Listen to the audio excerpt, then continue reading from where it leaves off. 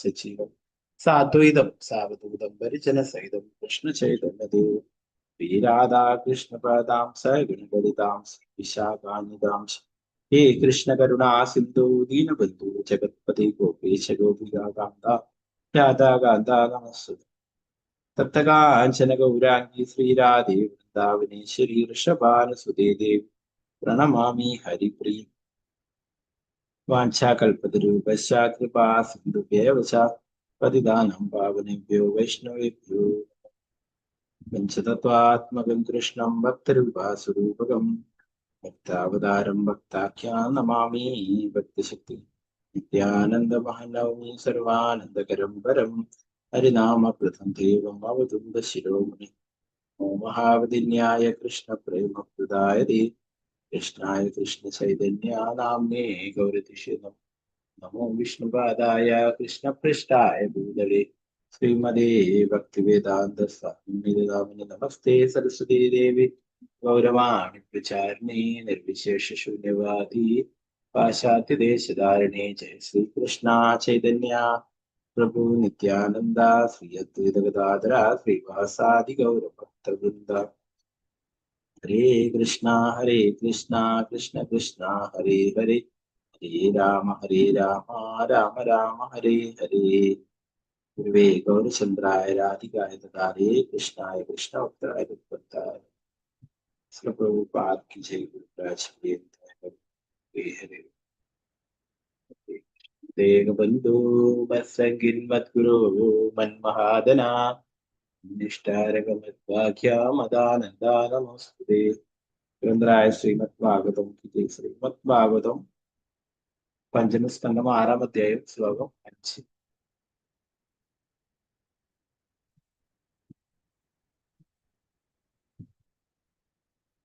ഓം നമോ ഭഗവതേ വാസുദേവായ കാമോ മന്യുർമദോ ലോഭഃ ശോകമോഹാഭയാദയഃ കർമ്മബന്ധസ്യ യന്മൂലാ സ്വീകുര്യാത്കോനു തദദ്ഭുതഃ കാമോ മന്യുർമദോ ലോഭഃ ശോകമോഹാഭയാദയഃ കർമ്മബന്ധസ്യ യന്മൂലാ സ്വീകുര്യാത്കോനു തദ്ഭുതഃ. ഹരേ കൃഷ്ണ.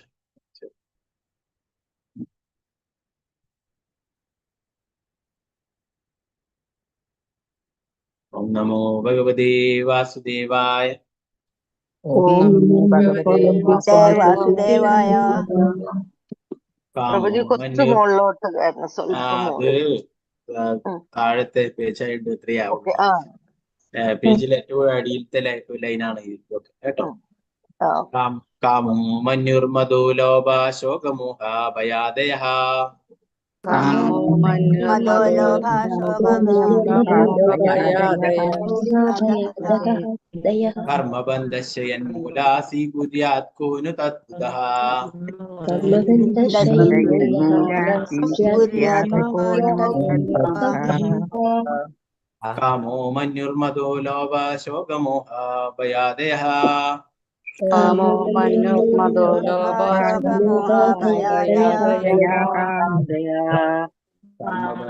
യന്മൂലാ സ്വീകുര്യാത് കോനു തദ്ഭുതഃ. കാമോ മന്യുർമദോ ലോഭ ശോകമോഹ ഭയാദയഃ കർമ്മബന്ധസ്യ യന്മൂലാ സ്വീകുര്യാത് കോനു തദ്ഭുതഃ. ഹരേ കൃഷ്ണ പ്രഭുജി. ഒരാളായിട്ട് ചൊല്ലിക്കൊള്ളു.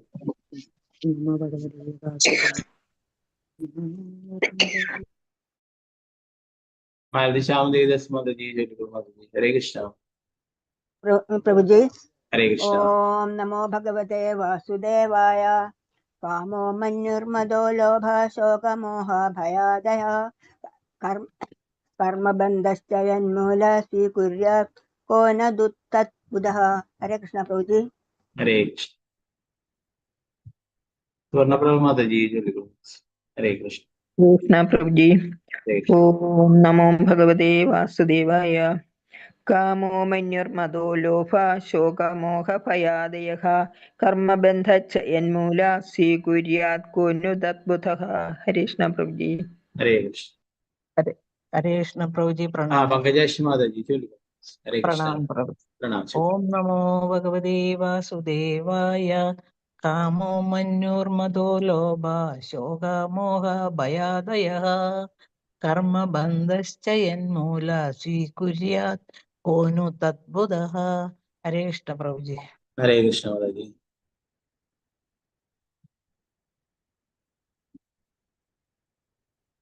വിജയനാൾ മാതാജി. ഹരേ കൃഷ്ണ. ഹരേ കൃഷ്ണ പ്രഭുജി. ഓം നമോ ഭഗവതേ വാസുദേവായ. കാമോ മന്യോർമദോ ലോഭഃ ശോകമോഹ ഭയാദയഃ കർമ്മബന്ധശ്ച യന്മൂല സ്വീകുര്യാത് കോനു തദ്ബുധഃ. ഹരേ കൃഷ്ണ പ്രഭുജി. ഹരേ നിർമ്മല മാതാജി. ഹരേ കൃഷ്ണ. ഹരേ കൃഷ്ണ പ്രഭുജി. ഓം നമോ ഭഗവതേ വാസുദേവായ. കാമോ മന്യുർമദോ ലോഭ ശോകമോഹ ഭയാദയഃ കർമ്മബന്ധശ്ച യന്മൂല സ്വീകുര്യാത് കോനു തദ്ബുധഃ. ഹരേ കൃഷ്ണ പ്രഭുജി. ഹരേ രാമേന്ദ്ര പ്രഭു. ഹരേ കൃഷ്ണ. പ്രഭുജി. ഓം നമോ ഭഗവതേ വാസുദേവായ. കാമോ മന്യുർമദോ ലോഭഃ ശോകമോഹ ഭയാദയഃ കർമ്മബന്ധശ്ച യന്മൂലഃ സ്വീകുര്യാത് കോനു തദ്ബുധഃ. ഹരേ കൃഷ്ണ പ്രഭുജി. ഹരേ കൃഷ്ണ. ഇസ്ലാം മാതാജി. ഹരേ കൃഷ്ണ. ഹരേ കൃഷ്ണ പ്രഭുജി. ഓം നമോ ഭഗവതേ വാസുദേവായ. കാമോ മന്യോർമദോ ലോഭോ ശോകമോഹ ഭയാദയഃ കർമ്മബന്ധശ്ച യന്മൂല സ്വീകുര്യാത് കോനു തദ്ബുധഃ. ഹരേ കൃഷ്ണ പ്രഭുജി. ഹരേ കൃഷ്ണ. ശാരദാ ശിവവാസന മാതാജി. ഹരേ കൃഷ്ണ പ്രഭുജി. ഓം നമോ ഭഗവതേ വാസുദേവായ.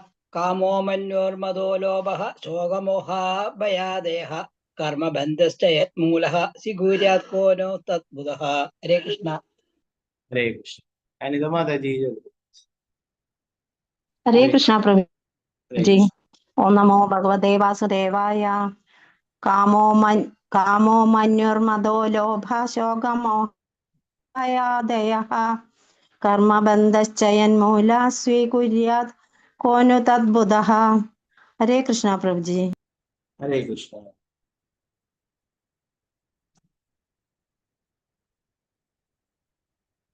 സീതാരാമനുണ്ണി മാതാജി.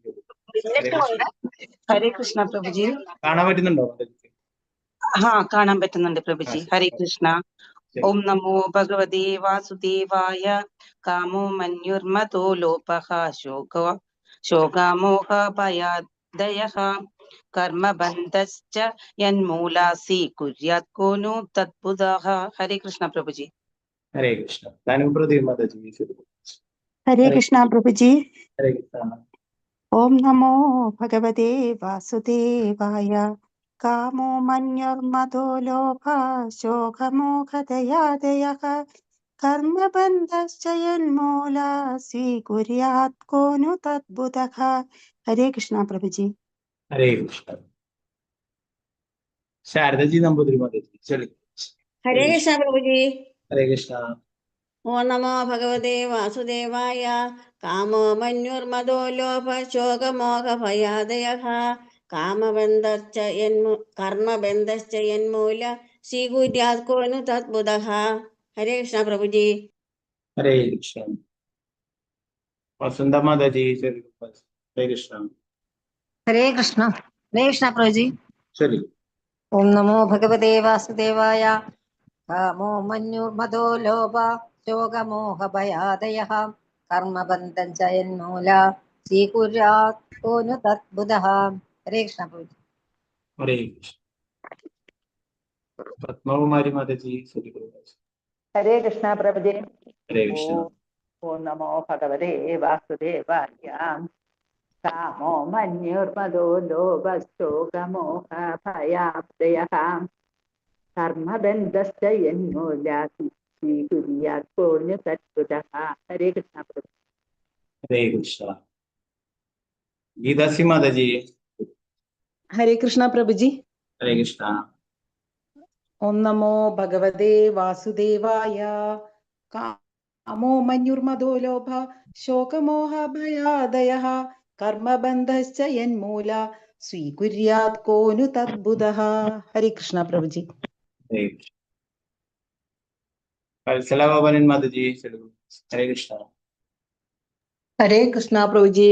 ചൊല്ലു. ഓം നമോ ഭഗവതേ വാസുദേവായ. കാമോ മന്യുർമദോ ലോഭ ശോകമോഹഭയാദയഃ കർമ്മബന്ധശ്ച യന്മൂല സ്വീകുര്യാത് കോ നു തദ്ബുധഃ. ഹരേ കൃഷ്ണ. സാവിത്രി ബഷീർ ദേവദാസ് മാതാജി ചൊല്ലുക. ഹരേ കൃഷ്ണ പ്രഭുജി. പ്രണാമം പ്രഭുജി. ഓം നമോ ഭഗവതേ വാസുദേവായ. കാമോ മന്യുർമദോ ലോഭ ശോകമോഹ ഭയാദയഃ കർമ്മബന്ധശ്ച യന്മൂല സ്വീകുര്യാത് കോ നു തദ്ബുധഃ. ഹരേ കൃഷ്ണ പ്രഭുജി. ഹരേ കൃഷ്ണ. രമണി മാതാജി. ഹരേ കൃഷ്ണ. ഹരേ കൃഷ്ണ പ്രഭുജി. ഓം നമോ ഭഗവതേ വാസുദേവായ. കാമോ മന്യുർമദോ ലോഭ ശോകമോഹഭയാദയഃ കർമ്മബന്ധശ്ച യന്മൂല സ്വീകുര്യാത് കോ നു തദ്ബുധഃ. ഹരേ കൃഷ്ണ. ഹരേ കൃഷ്ണ. അംബിക കേശവി ദേവദാസ് മാതാജി ചൊല്ലുക. ഹരേ കൃഷ്ണ. ഇൻവൈറ്റ് ചെയ്തോളൂ മാതാജി. മാതാജിക്ക് എന്തോ നെറ്റ്വർക്ക് പ്രശ്നം. ഓക്കെ, എന്നാ കുറച്ച് കഴിഞ്ഞിട്ട് നോക്കാം മാതാജി. ശോഭ മാതാജി ചൊല്ലുക. ഹരേ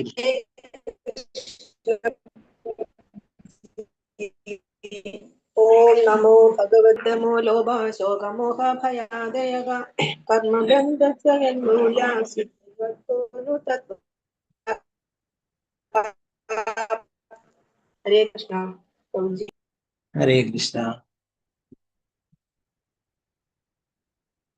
ഭാരതിയമ്മ മാതാജി ചൊല്ലുക. ഹരേ കൃഷ്ണ പ്രഭുജി. ഹരേ കൃഷ്ണ. ഓം നമോ ഭഗവതേ വാസുദേവായ. കാമോ മന്യുർമദോ ലോഭഃ ശോകമോഹ ഭയാദയഃ കർമ്മബന്ധശ്ച തന്മൂല സ്വീകുര്യാത് കോ നു തദ്ബുധഃ. ഹരേ കൃഷ്ണ. ഹരേ കൃഷ്ണ. ഗീതാട്ടി മാതാജി ചൊല്ലിക്കോളൂ. ഹരേ കൃഷ്ണ പ്രഭുജി. ഹരേ കൃഷ്ണ. നമോ ഭഗവതേ വാസുദേവായ. കാമോ മന്യുർമദോ ലോഭ ശോകമോഹ ഭയാദയഃ കർമ്മബന്ധശ്ച യന്മൂല സ്വീകുര്യാത് കോ നു തദ്ബുധഃ. ഹരേ കൃഷ്ണ പ്രഭുജി. ഹരേ കൃഷ്ണ. വിജയശ്രീ മാതാജി ചൊല്ലിക്കോളൂ. ഹരേ കൃഷ്ണ പ്രഭുജി. പ്രണാമം പ്രഭുജി. ഹരേ കൃഷ്ണ. പ്രണാമം. ഓം നമോ ഭഗവതേ വാസുദേവായ. കാമോ മന്യുർമേധോ ലോഭോ ശോകമോഹഭയാദയഃ കർമ്മബന്ധശ്ച യന്മൂല സ്വീകുര്യാത് കോ നു തദ്ബുധഃ. ഹരേ കൃഷ്ണ. ഹരേ കൃഷ്ണ. ചിത്രജി മാതാജി ചൊല്ലിക്കോളൂ. ഹരേ കൃഷ്ണ പ്രഭുജി. ഓം നമോ ഭഗവതേ വാസുദേവായ. കാമോ മന്യുർമദോ ലോഭ ശോകമോഹ ഭയാദയഃ കർമ്മബന്ധശ്ച യന്മൂല സ്വീകുര്യാത് കോ നു തദ്ബുധഃ. ഹരേ കൃഷ്ണ പ്രഭുജി. ഹരേ കൃഷ്ണ. സത്യജി മാതാജി ചൊല്ലിക്കോളൂ. ഹരേ കൃഷ്ണ. ഹരേ കൃഷ്ണ പ്രഭുജി. ചൊല്ലു. ഓം നമോ ഭഗവതേ വാസുദേവായ. കാമോ മന്യുർമദോ ലോഭഃ ശോകമോഹ ഭയാദയഃ കർമ്മബന്ധശ്ച യന്മൂലഃ സ്വീകുര്യാത് കോ നു തദ്ബുധഃ. ഹരേ കൃഷ്ണ പ്രഭുജി. ഹരേ കൃഷ്ണ. ഓക്കെ, നമുക്ക് ഇതിന്റെ പദാനുപദാർത്ഥം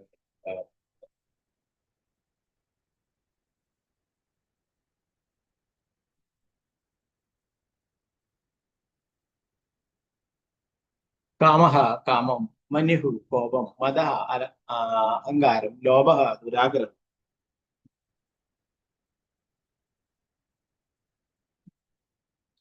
ശോകഃ ദുഃഖം, മോഹ വ്യാമോഹം, ഭയം, ആദയഃ ഇവയെല്ലാം ചേർന്ന് കർമ്മബന്ധഃ പലേശ കർമ്മങ്ങളിലുള്ള ബന്ധനം യത് മൂലഃ ഏതിന്റെ മൂലമായത് സ്വീകരിക്കുക ആരി നു തീർച്ചയായും തത് ആ മനസ്സ് ബുധഃ ഒരുവൻ പഠിപ്പുള്ളവനാണെങ്കിൽ വർത്തനം ഭാവാർത്ഥം ഭക്തി വേദാന്ത സ്വാമി കാമം, ക്രോധം, അഹങ്കാരം, ദുരാഗ്രഹം, ദുഃഖം, വ്യാമോഹം, ഭയം എന്നിവയുടെ എല്ലാം മൂലകാരണം മനസ്സാണ്. ഇവയെല്ലാം ഒന്നു ചേർന്ന് പലേച്ഛ കർമ്മത്തിന് ബന്ധനം ഉണ്ടാക്കുന്നു. പഠിപ്പുള്ള ഏതു മനുഷ്യന് മനസ്സിൽ വിശ്വാസം അർപ്പിക്കുവാൻ കഴിയും. ഭാവാർത്ഥ ഭക്തിവേദാന്ത സ്വാമി പ്രാർത്ഥിച്ചു. ഭൗതിക ബന്ധനത്തിലുള്ള മൂലഹേതു മനസ്സാണ്. അത് ക്രോധം, അഹങ്കാരം, ദുരാഗ്രഹം, ദുഃഖം, വ്യാമോഹം, ഭയം എന്നീ ശത്രുക്കളാൽ പിന്തുടരപ്പെടുന്നു. മനസ്സിനെ നിയന്ത്രിക്കാനുള്ള ഏറ്റവും നല്ല മാർഗം അതിനെ കൃഷ്ണാബോധത്തിൽ മുഴുകിയാണ്. സവേ മനകൃഷ്ണ പദാരവിന്ദയോ. മനസ്സിനെ അനുഗമിക്കുന്നവർ ഭൗതിക ബന്ധനം സൃഷ്ടിക്കുമെന്നതിനാൽ മനസ്സിനെ വിശ്വസിക്കാതിരിക്കുവാൻ നാം വളരെ ശ്രദ്ധാലുക്കളായിരിക്കണം.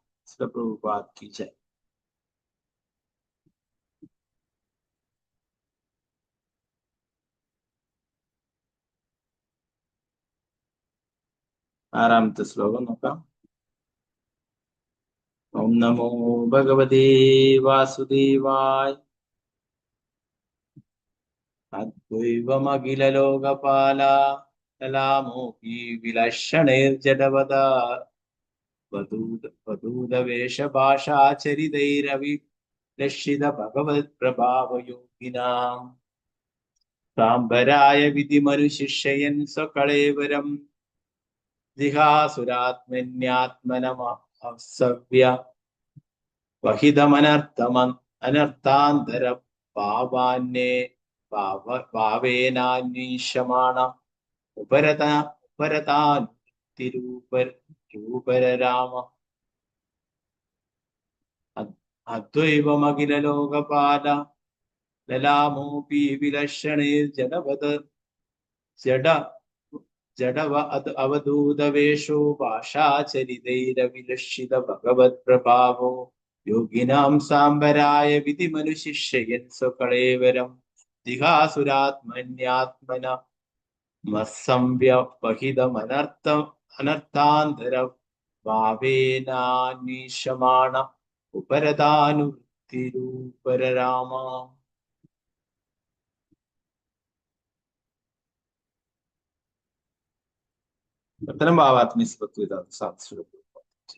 ഋഷഭദേവൻ ഈ പ്രപഞ്ചത്തിലെ എല്ലാ രാജാക്കന്മാരുടെയും ചക്രവർത്തിമാരുടെയും തലവനായിരുന്നു. പക്ഷെ ഒരു അവധൂതന്റെ വേഷവും ഭാഷയും സ്വീകരിച്ച അദ്ദേഹം ഭൗതിക ബന്ധനത്തിലായവനും ഉന്മാദരഹിതനുമായി നടിച്ചു. അതിനാൽ അദ്ദേഹത്തിന്റെ ദിവ്യമായ ഐശ്വര്യം നിരീക്ഷിക്കുവാൻ ആർക്കും സാധിച്ചില്ല. ശരീരം ത്യജിക്കേണ്ടത് എങ്ങനെയെന്ന് യോഗികളെ പഠിപ്പിക്കുന്നതിന് വേണ്ടിയായിരുന്നു അദ്ദേഹം അങ്ങനെ പെരുമാറിയത്. എന്നിരുന്നാലും വാസുദേവ ഭഗവാന്റെ കൃഷ്ണന്റെ സമഗ്ര വിസ്തരണമായ തന്റെ യഥാർത്ഥ പദവി അദ്ദേഹം കാത്തുസൂക്ഷിച്ചു. അതേ നിലയിൽ തുടർന്നുകൊണ്ട് അദ്ദേഹം ഋഷഭദേവൻ എന്ന നിലയിലുള്ള അദ്ദേഹത്തിന്റെ ഈ ഭൗതിക ലോകത്തിലെ ലീലകൾ അവസാനിപ്പിച്ചു. ഋഷഭദേവന്റെ കാൽപ്പാടുകൾ പിന്തുടർന്ന് സൂക്ഷ്മ ശരീരം ത്യജിക്കുന്ന ഒരുവൻ വീണ്ടും ഒരു ഭൗതിക ശരീരം സ്വീകരിക്കുവാനുള്ള യാതൊരു സാധ്യതയില്ല. ഭഗവത്ഗീത 4:9 ശ്രീകൃഷ്ണ ഭഗവാൻ പറഞ്ഞിട്ടുള്ളത് പോലെ ജന്മകർമ്മജമേ ദിവ്യം യേവം യോ വേത്തി തത്വദാ തത്വാദേഹം പുനർജന്മാനൈതി മാമേതി സോ അർജുന. അല്ലയോ അർജുന, എന്റെ പ്രത്യക്ഷപ്പെടലിന്റെയും പ്രവൃത്തികളുടെയും അതീന്ദ്രിയ സ്വഭാവം അറിയുന്ന ഒരുവൻ ശരീരം വെടിഞ്ഞതിനു ശേഷം ഈ ഭൗതിക ലോകത്തിൽ വീണ്ടും ജനിക്കുന്നില്ല. അവൻ എന്റെ ശാശ്വത ഭവനം പ്രാപിക്കും. അതാണ് ഭഗവാന്റെ അവതാരങ്ങളെയും ലീലകളെയും കുറിച്ച് അതിന്റെ അതീന്ദ്രിയ സ്വഭാവം മനസ്സിലാക്കുന്ന ഒരുവൻ ഈ ഭൗതിക ലോകത്തിൽ വീണ്ടും പിറക്കുന്നില്ല, വീണ്ടും ജനിക്കുന്നില്ല. അവൻ ഭഗവാന്റെ ധാമത്തിൽ എത്തിച്ചേരുന്നു. ഒരുവൻ സ്വയം പരമോന്നതനായ ഭഗവാന്റെ ഒരു ശാശ്വത സേവകനായാൽ ഇത് നിസ്സാരമായി സാധിക്കാം. അവൻ തന്റെ വ്യവസ്ഥാപിത പദവിയും അതുപോലെ തന്നെ പരമോന്നതനായ ഭഗവാന്റെ വ്യവസ്ഥാപിത പദവിയും മനസ്സിലാക്കണം. ഇരുവർക്കും ഒരേ ആധ്യാത്മിക വ്യക്തിത്വമാണ് ഉള്ളത്. ഒരുവൻ സ്വയം പരമോന്നതനായ ഭഗവാന്റെ ഒരു സേവകനായി ഈ ഭൗതിക ലോകത്തിലെ പുനർജന്മം ഒഴിവാക്കണം. അവൻ സ്വയം ആധ്യാത്മികമായി യോഗ്യനാവുകയും താൻ പരമോന്നതനായ ഭഗവാന്റെ ശാശ്വത സേവകനാണെന്ന് കരുതുകയും ചെയ്യുന്ന പക്ഷം ഭൗതിക ശരീരം ത്യജിക്കേണ്ടി വരുന്ന സമയത്ത് അവന്റെ ജീവിതം വിജയകരമായിരിക്കും.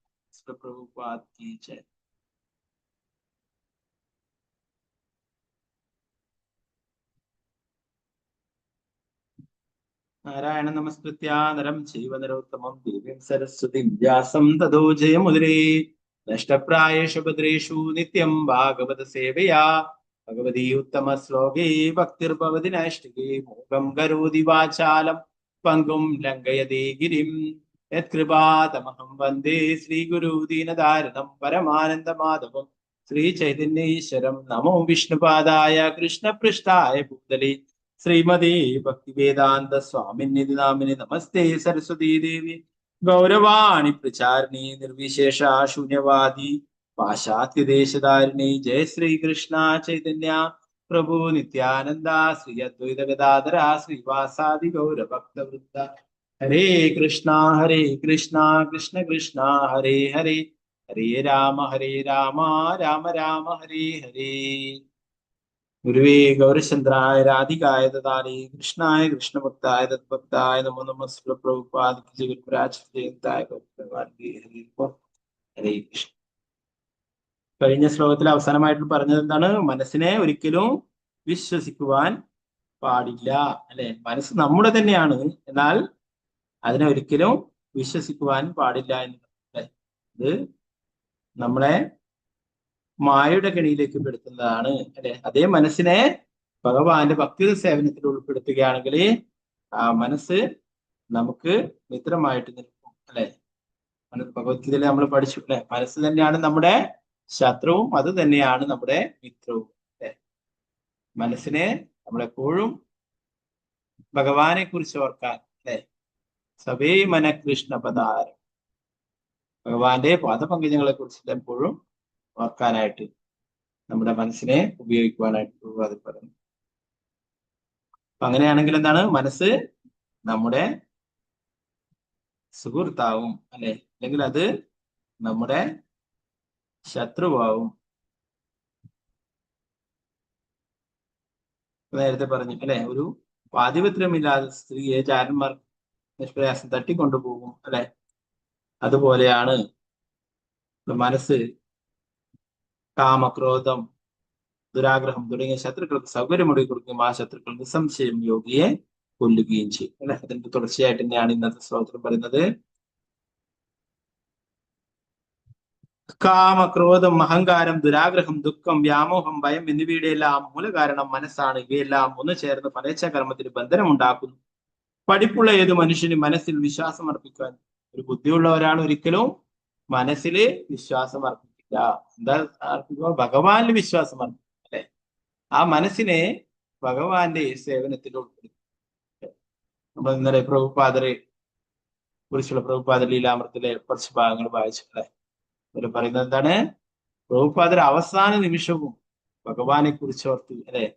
ശ്രീമദ് ഭാഗവതം ട്രാൻസ്ലേറ്റ് ചെയ്തുകൊണ്ടാണ് ഈ ലോകത്ത് നിന്ന് പോയിട്ടുള്ളത്.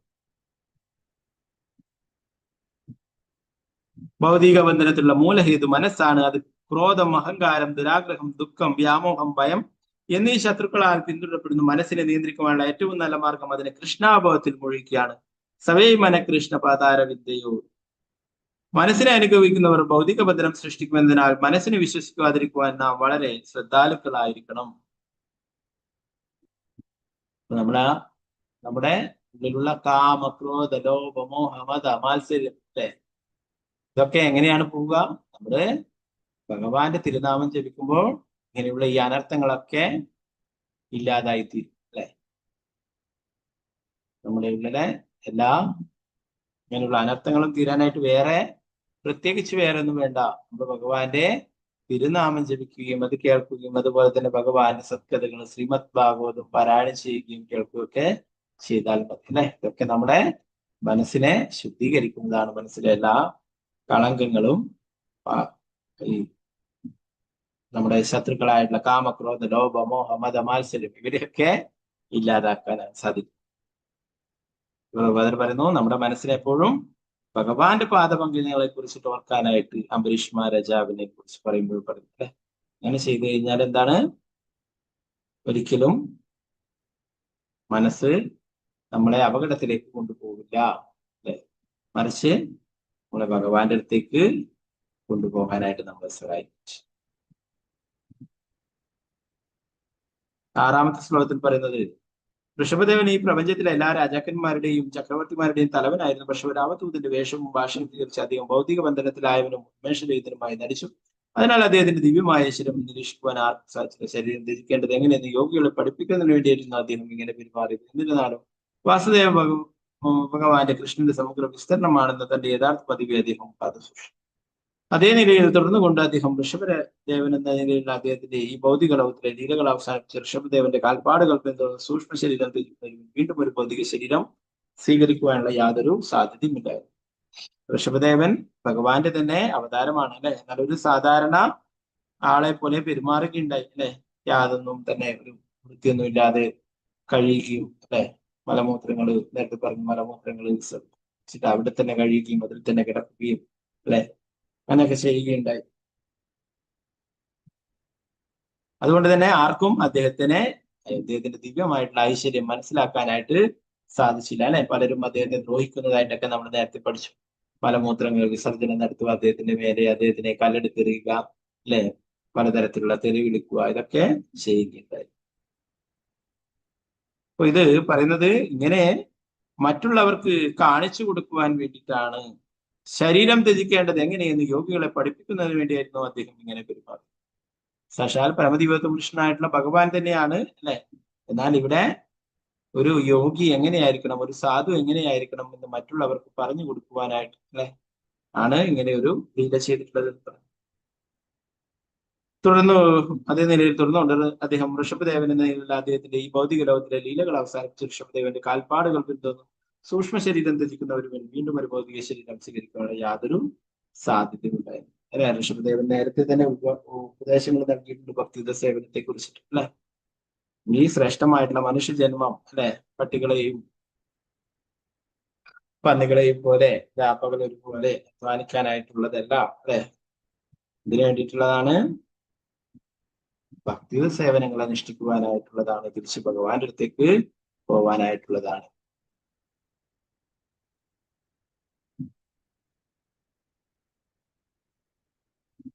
ഭഗവത്ഗീതയിൽ ശ്രീകൃഷ്ണ ഭഗവാൻ പറഞ്ഞിട്ടുള്ളത് പോലെ ജന്മകർമ്മജമേ ദിവ്യം യവം തത്വാദേഹം പുനർജന്മനൈതി മാമേതി സുവർച്ചന. അല്ലയോ അർജുന, എന്റെ അവതാരത്തിന്റെയും ലീലകളുടെയും അതീന്ദ്രിയ സ്വഭാവം അറിയുന്ന ഒരുവൻ ഈ ശരീരം വെടിഞ്ഞതിന് ശേഷം ഈ ഭൗതിക ലോകത്തിൽ വീണ്ടും ജനിക്കൽ അവൻ എന്റെ ശാശ്വത ഭവനം പ്രാപിക്കും. ഭഗവാൻ പറഞ്ഞിട്ടുണ്ട്. ഭഗവാന്റെ അവതാരങ്ങളും ലീലകളും ഒക്കെ അതീന്ദ്രിയമായിട്ടാണ് അല്ലെ, ദിവ്യമാണ്. നമ്മളൊക്കെ ബദ്ധജീവാത്മാക്കളാണ്. നമ്മളെ എന്താ പറയാ, ജന്മവും കർമ്മമൊന്നും അതീന്ദ്രിയമല്ല അല്ലെ. നമ്മളൊക്കെ കർമ്മഫലത്തിന്റെ അടിസ്ഥാനത്തിൽ ഓരോ അമ്മയുടെ ഗർഭപാത്രത്തിൽ ജനിച്ചിട്ടുള്ളത്. എന്നാൽ ഭഗവാൻ ഏത് രൂപത്തിൽ വേണമെങ്കിലും അവതരിക്കാം. എന്നാൽ മനുഷ്യരൂപത്തിലും അവതരിക്കുന്നു ഭഗവാൻ അല്ലെ. അത് ഭഗവാന്റെ അതീന്ദ്രിയമായുള്ള, ഭഗവാൻ മത്സ്യരൂപം എടുത്തു, അതും അതീന്ദ്രിയമായിട്ടുള്ള ശരീരം, കൂർമ്മം അല്ലെ, വരാഹം, ഇതൊക്കെ അതീന്ദ്രിയമായിട്ടുള്ള രൂപമാണ്. അതിലൊരു ജീവിയായിട്ട് ജന്മമെടുത്തതിന് ശേഷം ഭഗവാൻ ആ ജീവി ആകുന്നില്ല. അതുപോലെ തന്നെ ഇവിടെ മനുഷ്യനായ രൂപത്തിൽ അവതരിച്ചെന്ന് വിചാരിച്ചിട്ട് ഒരിക്കലും സാധാരണ മനുഷ്യനാവില്ല അല്ലെ. മൂഢന്മാരാണ് അങ്ങനെ കരുതുന്നത് അല്ലെ.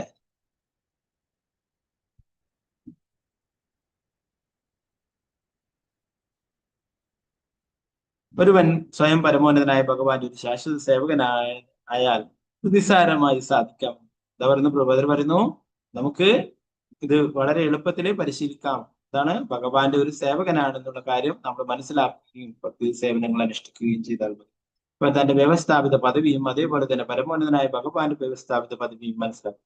ഇരുവർക്കും ഒരേ ആധ്യാത്മിക ഒരുവൻ സ്വയം പരമോന്നതനായ ഭഗവാന്റെ ഒരു സേവകനായി ഈ ഭൗതിക ലോകത്തിലെ പുനർജന്മം ഒഴിവാക്കണം. അവൻ സ്വയം ആധ്യാത്മികമായി യോഗ്യനാവുകയും താൻ പരമോന്നതനായ ഭഗവാന്റെ ശാശ്വത സേവകനാണെന്ന് കരുതുകയും ചെയ്യുന്ന പക്ഷം ഭൗതിക ശരീരം ത്യജിക്കേണ്ടെന്ന് വരുന്ന സമയത്ത് അവന്റെ ജീവിതം വിജയകരമായിരിക്കും. അതിൽ പറയുന്നു, നമ്മളൊക്കെ ഭഗവാന്റെ സേവകരാണ് അല്ലെ. ആ കാര്യം മറന്നുപോയത് കൊണ്ടാണ് നമ്മൾ ഈ ഭൗതിക ലോകത്തിൽ ഇങ്ങനെ കഷ്ടപ്പെടുന്നത് അല്ലെ. ജീവര സ്വരൂപഹോയ് കൃഷ്ണരവിദാസ്. ഇവിടെയുള്ള ജീവാത്മാക്കളൊക്കെ എന്താണ്? ഭഗവാന്റെ ശാശ്വതരായിട്ടുള്ള സേവകരാണ്. ആ സത്യത്തെ കുറിച്ച് നമ്മൾ മറന്നു പോയിരിക്കുന്നു. അതുകൊണ്ട് നമ്മൾ ഭഗവാനെ മറന്നത് കൊണ്ട് തന്നെ ഈ ഭൗതിക ലോകത്തില് കഷ്ടപ്പെട്ടുകൊണ്ടേയിരിക്കും. നമുക്ക് ബാക്കി ഭാഗങ്ങൾ നമുക്ക് നാളത്തെ ക്ലാസ്സിൽ നോക്കാം. ശ്രീമദ് ഭാഗവതം പ്രഭുപാദിക്ക്. നമ്മൾ ഇന്നലെ പ്രഭുപാദരുടെ കുറച്ച് ലീലാമത്തെ കുറച്ച് ഭാഗങ്ങൾ കൂടി എടുക്കാറുണ്ട് അല്ലെ. അത് നമുക്ക് നോക്കാം.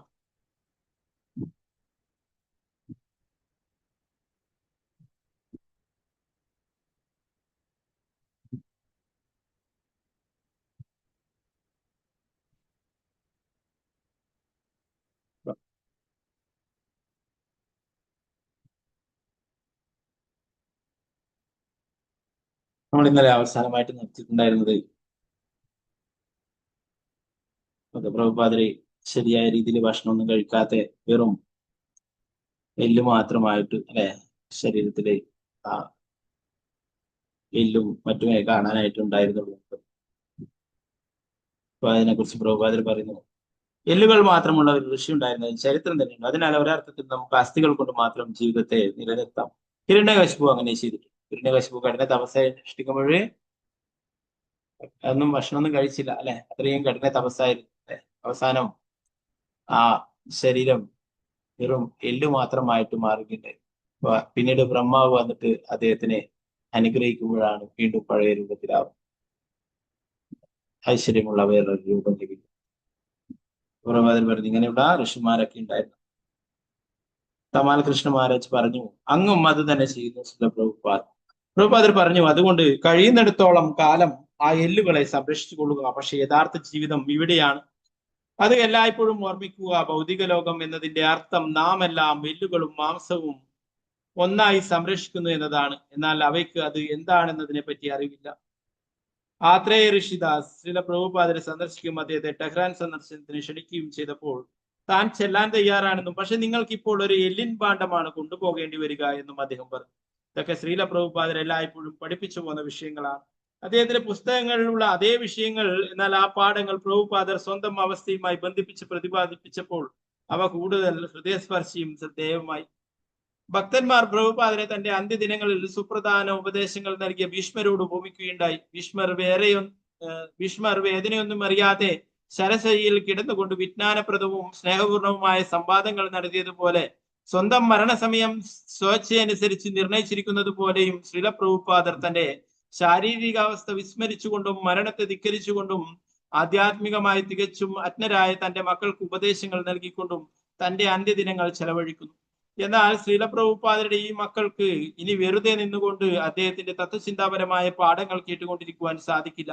അവർ പ്രഭുപാദരോട് തങ്ങളോടൊപ്പം തുടർന്നും കഴിയുവാൻ കേണപേക്ഷിച്ചപ്പോൾ അദ്ദേഹം അവരുടെ സ്നേഹം കൈക്കൊള്ളുകയുണ്ടായി. ഇപ്പോൾ അവർ തങ്ങൾക്ക് മനസ്സിലാകുന്ന ഒരേ ഒരു ലോകത്ത് ശ്രീല പ്രഭുപാദർ തങ്ങളോടൊപ്പം ജീവിച്ചിരിക്കുകയും സ്വന്തം ഇഷ്ടാനുസരണം ചിരിച്ചുകൊണ്ടോ തങ്ങളെ കുറ്റപ്പെടുത്തിക്കൊണ്ടോ സംസാരിക്കുകയും ചെയ്യുന്ന ലോകത്ത് ആ സ്നേഹം പ്രകാശിപ്പിക്കുവാൻ ആഗ്രഹിക്കുന്നു.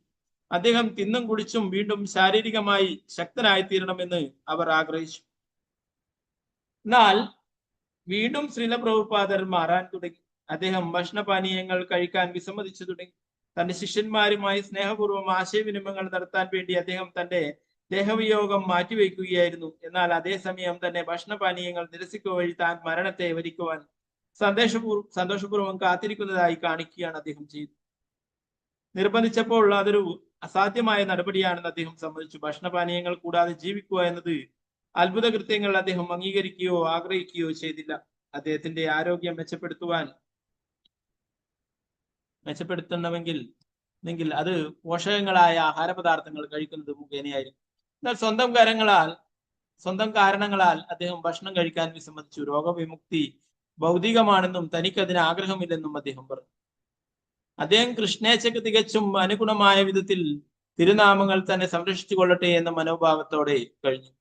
ചികിത്സിക്കുവാൻ വന്ന മാർക്ക് അമ്പരപ്പുളവായി. എന്നാൽ വൈഷ്ണവരായവർക്ക് കാര്യം മനസ്സിലാവുകയും അവർ അദ്ദേഹത്തിന്റെ തീരുമാനത്തെ അംഗീകരിക്കുകയും ആദരിക്കുകയും ചെയ്തു. ശ്രീല പ്രഭുപാദരുടെ പരിചാരകന്മാർ അദ്ദേഹത്തെ മുടങ്ങാതെയുള്ള ചികിത്സ സ്വീകരിക്കുവാൻ പ്രേരിപ്പിച്ചു. എന്നാൽ പ്രഭുപാദർ കീർത്തനവും ഭാഗവതവും മാത്രം സ്വീകരിക്കുവാൻ സമ്മതിക്കുകയും അതേസമയം ജീവിക്കുവാനുള്ള സന്നദ്ധത നിലനിർത്തുകയും ചെയ്തു. അദ്ദേഹം തന്റെ ശിഷ്യന്മാരോട് സഹാനുഭൂതി കാട്ടുകയും അവർ അകപ്പെട്ടിരിക്കുന്ന പരിഭ്രാന്തമായ അവസ്ഥയെക്കുറിച്ച് ക്ഷമാപൂർവ്വം വിശദീകരിക്കുകയും ചെയ്തു. അദ്ദേഹത്തിന് അവരുടെ പരിചരണം ആവശ്യമുണ്ടായിരുന്നു. തന്നെ ചികിത്സിക്കുവാനായി അദ്ദേഹം അവരെ അനുവദിക്കുകയും ചെയ്തു. അതേസമയം അത് അവരെ ഒന്നിനൊന്ന് കൂടുതലായി സ്നേഹപരമായ ഒരു ശരണാഗതിയിലേക്ക് നയിക്കുന്നു എന്ന ബോധവും അദ്ദേഹത്തിന് ഉണ്ടായിരുന്നു. എന്നാൽ കൃഷ്ണന്റെ ഇച്ഛ പ്രഭുപാദരുടെ തിരോഭാവത്തെ സൂചിപ്പിക്കുന്നതായി ക്രമേണ വ്യക്തമായി. പ്രഭുപാദർ ഇങ്ങനെയൊക്കെ അസുഖമായിട്ടൊക്കെ കഴിയുന്നതിനെ കുറിച്ചിട്ട് പറയുന്നത്, പ്രഭുപാദര് ജീവിച്ചിരിക്കുമ്പോൾ തന്നെ പ്രഭുപാദരുടെ മൂർത്തിയെ വെച്ചിട്ട് ആരാധിച്ചിരുന്നു ഒരു ഉന്നതനായിട്ടുള്ള ഒരു വ്യക്തി പറയുകയുണ്ടായി പ്രഭുപാദരോട്, നിങ്ങളുടെ എല്ലാ ടെമ്പിളിൽ നിന്നും നിങ്ങളുടെ മൂർത്തിയെ നീക്കം ചെയ്യണം, എങ്കിൽ അതുകൊണ്ടാണ് നിങ്ങൾ ഇങ്ങനെ കഷ്ടപ്പെടുന്നത്. അതുകൊണ്ട് നിങ്ങളുടെ ശിഷ്യന്മാര് ചെയ്യുന്ന പാപങ്ങൾ, മൂർത്തിയെ സാധാരണ ഒരു ഗുരു ജീവിച്ചിരിക്കുമ്പോൾ അദ്ദേഹത്തിന്റെ വിഗ്രഹം വെച്ചിട്ട് ആരാധിക്കില്ല. അദ്ദേഹത്തെ മൂർത്തി ഉണ്ടാക്കിയിട്ട് അദ്ദേഹം സമാധിയായതിനു ശേഷം മാത്രമേ അദ്ദേഹത്തിന്റെ മൂർത്തിയെ ആരാധിക്കൂ. എന്നാൽ ശ്രീല പ്രഭുപാദര് ലോകത്തിലെ എല്ലായിടത്തും ശിഷ്യന്മാർക്ക് തന്റെ മൂർത്തിയെ ഉണ്ടാക്കിയിട്ട് ആരാധിക്കുവാനായിട്ട് അനുവാദം കൊടുത്തു. പ്രഭുപാദർ ആ വ്യക്തിയോട് പറഞ്ഞു, ഞാൻ അതിനാണ് ഇവിടേക്ക് വന്നിട്ടുള്ളത്. എല്ലാവരുടെയും പാപങ്ങൾ സ്വീകരിക്കുവാനാണ് ഞാൻ ഇവിടേക്ക് വന്നിട്ടുള്ളത്. എന്റെ മൂർത്തിയെ മാറ്റേണ്ടതില്ല, അവരെ ആരാധിച്ചു കൊള്ളട്ടെ. നമുക്കിപ്പോഴും കാണാൻ സാധിക്കും, ഇപ്പൊ ധാരാളം ഗുരുക്കന്മാരൊക്കെ ഉണ്ടാവും, ദീക്ഷാ ഗുരുക്കന്മാരും അല്ലെ. അപ്പൊ അവരുടെയൊക്കെ ഫോട്ടോ വെച്ചിട്ട് മാത്രമേ ആരാധിക്കുള്ളൂ, അവരുടെ ഒന്നും മൂർത്തി വെച്ചിട്ട് ആരും ആരാധിക്കും. ഇപ്പൊ പ്രഭുപാദർ എന്നാൽ അത്രയും കാരുണ്യവാനാണ്. പ്രഭുപാദര് എല്ലാ ശിഷ്യന്മാർക്കും വിദേശത്തുള്ള എല്ലാ ടെമ്പിളിലും മറ്റുമൊക്കെ പ്രഭുപാദരുടെ മൂർത്തിയെ വെച്ചിട്ട് ആരാധിക്കാൻ അനുവാദം കൊടുത്തു.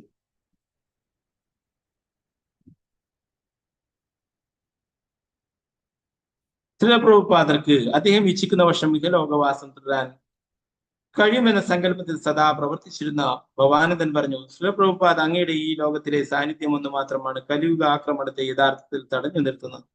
അങ്ങ് പോയി കഴിഞ്ഞാൽ എന്താണ് സംഭവിക്കുക എന്നതിനെ പറ്റി തങ്ങൾക്ക് ചിന്തിക്കാനേ കഴിയുന്നില്ല.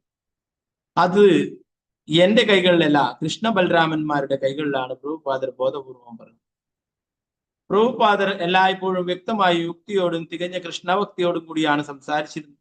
അവസാന നിമിഷം വരെയും അദ്ദേഹം പ്രായോഗിക വിഷയങ്ങൾ കൈകാര്യം ചെയ്തിരുന്നു. ബംഗാളിലെ പുരാതന ക്ഷേത്രങ്ങൾ പുതുക്കി പണിയുന്നതിനു വേണ്ടി ഒരു ഭക്തി വേദാന്ത സ്വാമി ചാരിറ്റി ട്രസ്റ്റ് രൂപീകരിക്കുക, ഇസ്കോണിന്റെ വസ്തുവകകളും പണവും സംബന്ധിച്ച അന്തിമ വിശദാംശങ്ങൾ ക്രമീകരിക്കുക തുടങ്ങിയവ എല്ലാ പ്രവർത്തനങ്ങളിലും അദ്ദേഹം എല്ലായ്പ്പോഴും ജാഗരൂകനായി പ്രവർത്തിക്കുകയും കീർത്തനത്തിലും ഭാഗവതത്തിലും മുഴുകി നിലകൊള്ളുകയും ചെയ്തു. എന്നാൽ അദ്ദേഹത്തിന്റെ വാഗ്ദാനം ഉണ്ടായിരുന്നെങ്കിൽ കൂടി അദ്ദേഹം വീണ്ടും ആ അന്തിമ പാഠം നൽകുന്ന ഘട്ടത്തിലേക്ക് അനിവാര്യമാം വിധം നീങ്ങിക്കൊണ്ടിരിക്കുകയാണെന്ന് അദ്ദേഹത്തിന്റെ ശിഷ്യന്മാർക്ക് വ്യക്തമായി. സ്നേഹം മരണത്തിന് അതീതമാണെന്നും ഒരു ശിഷ്യന്റെ സ്നേഹത്തിന് അയാളുടെ ആധ്യാത്മിക ഗുരുവിന്റെ ഇഹലോകവാസത്തിലേക്ക് മടക്കി കൊണ്ടുവരാൻ കഴിവുണ്ടെന്നും ഒരു പരിശുദ്ധ ഭക്തന് അയാളുടെ നിശ്ചിത ആയുഷ്കാലത്തിനപ്പുറം ഈ ലോകത്ത് ജീവിക്കുവാൻ ശക്തിയുണ്ടെന്നും അദ്ദേഹം പഠിപ്പിച്ചിരുന്നു. എന്നിരുന്നാലും ഇപ്പോൾ അദ്ദേഹം അന്ത്യഘട്ടത്തിലേക്ക് അനുക്രമം നീങ്ങിക്കൊണ്ടിരിക്കുകയായിരുന്നു. അദ്ദേഹം അപ്രകാരം ചെയ്യുന്നതിൽ ഭക്തന്മാർക്ക് അദ്ദേഹത്തോട് കോപമോ തങ്ങൾ വഞ്ചിക്കപ്പെട്ടെന്ന ചിന്തയോ ഉണ്ടായിരുന്നില്ല. തനിക്ക് കൃഷ്ണൻ സ്വച്ഛാധികാരം നൽകിയിട്ടുള്ളതായി അദ്ദേഹം അവരോട് പറഞ്ഞിരുന്നു. ശിഷ്യന്മാരും തങ്ങളുടെ ഇച്ഛയനുസരിച്ച് പ്രഭുപാദരോട് ഇഹലോകവാസം തുടരാൻ ആവശ്യപ്പെടുകയും അദ്ദേഹം അതിന് സമ്മതിക്കുകയും ചെയ്തു. എന്നാൽ പ്രഭുപാദർ അങ്ങനെ ചെയ്യാൻ ബാധ്യസ്ഥനല്ലെന്ന് അവർക്കറിയാമായിരുന്നു. അവരുടെ പ്രാർത്ഥനകൾ വകവയ്ക്കാതെ കൃഷ്ണ ഭഗവാൻ പ്രഭുപാദരോട് സ്വന്തം വീടായ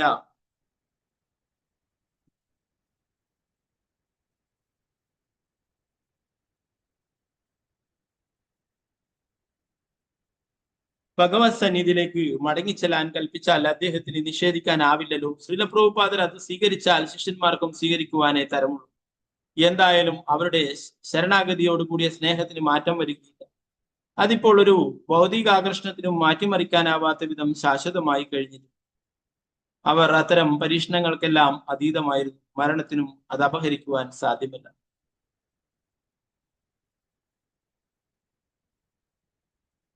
പ്രഭുപാദർക്ക് അന്ത്യനിമിഷം വരെയും ഇടയ്ക്കിടെ സംതൃപ്തിയുടെയും കൃഷ്ണാബോധ പ്രചരണത്തിനു വേണ്ടി സ്വയം അർപ്പിച്ച അദൃശ്യമായ മനോഭാവത്തിൻ്റെതുമായ ഇടവേളകൾ ഉണ്ടായിക്കൊണ്ടിരുന്നു. ഒരു ദിവസം പ്രഭുപാദരുടെ സഹോദരി പിസീമ അവിടെ വന്നു. അപ്പോൾ പ്രഭുപാദർ അവരോട് കിച്ചടി ഉണ്ടാക്കാൻ പറഞ്ഞു. കീർത്താനന്ദൻ ദ്രാവക രൂപത്തിലുള്ള അദ്ദേഹത്തിന്റെ അളവ് ക്രമേണ വർദ്ധിപ്പിച്ചു പ്രഭുപാദരെ രോഗവിമുക്തിയുടെ പാതയിലേക്ക് പതുക്കെ പതുക്കെ നയിക്കുകയായിരുന്നു. അദ്ദേഹം പെട്ടെന്ന് ഖരരൂപത്തിലുള്ള കിച്ചരി പോലുള്ള ആഹാരം കഴിക്കുന്നതിനോട് കീർത്താനന്ദനും മറ്റു ശിഷ്യന്മാർക്കും യോജിക്കുവാൻ കഴിഞ്ഞില്ല. പക്ഷെ പ്രഭുപാദർ തന്റെ ഉറച്ച തീരുമാനത്തിൽ ഉറച്ചു നിന്നു.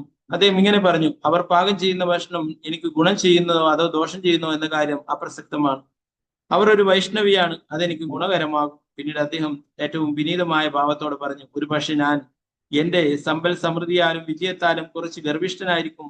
ഇപ്പോൾ ഭഗവാൻ ഈ ഗർവത്തെ തകർത്ത് കളഞ്ഞിരിക്കുന്നു. നമുക്ക് സ്വന്തം ശരീരം തന്നെ ഇല്ലെങ്കിൽ പിന്നെ എന്തിന്റെ പേരിലാണ് അഹങ്കരിക്കുക? ഭക്തിചാരു പ്രതിഷേധിച്ചു. ശ്രീല പ്രഭുപാദ, അങ്ങ് ചെയ്തതൊക്കെയും കൃഷ്ണന് വേണ്ടിയാണ്. അപ്പോൾ മറുപടിയായി പ്രഭുപാദർ പറഞ്ഞു, അത് ശരിയായിരിക്കാം, എന്നാൽ ഈ ലോകത്തിൽ നാം അറിയാതെ പല പാപങ്ങളും ചെയ്തു പോകുന്നു.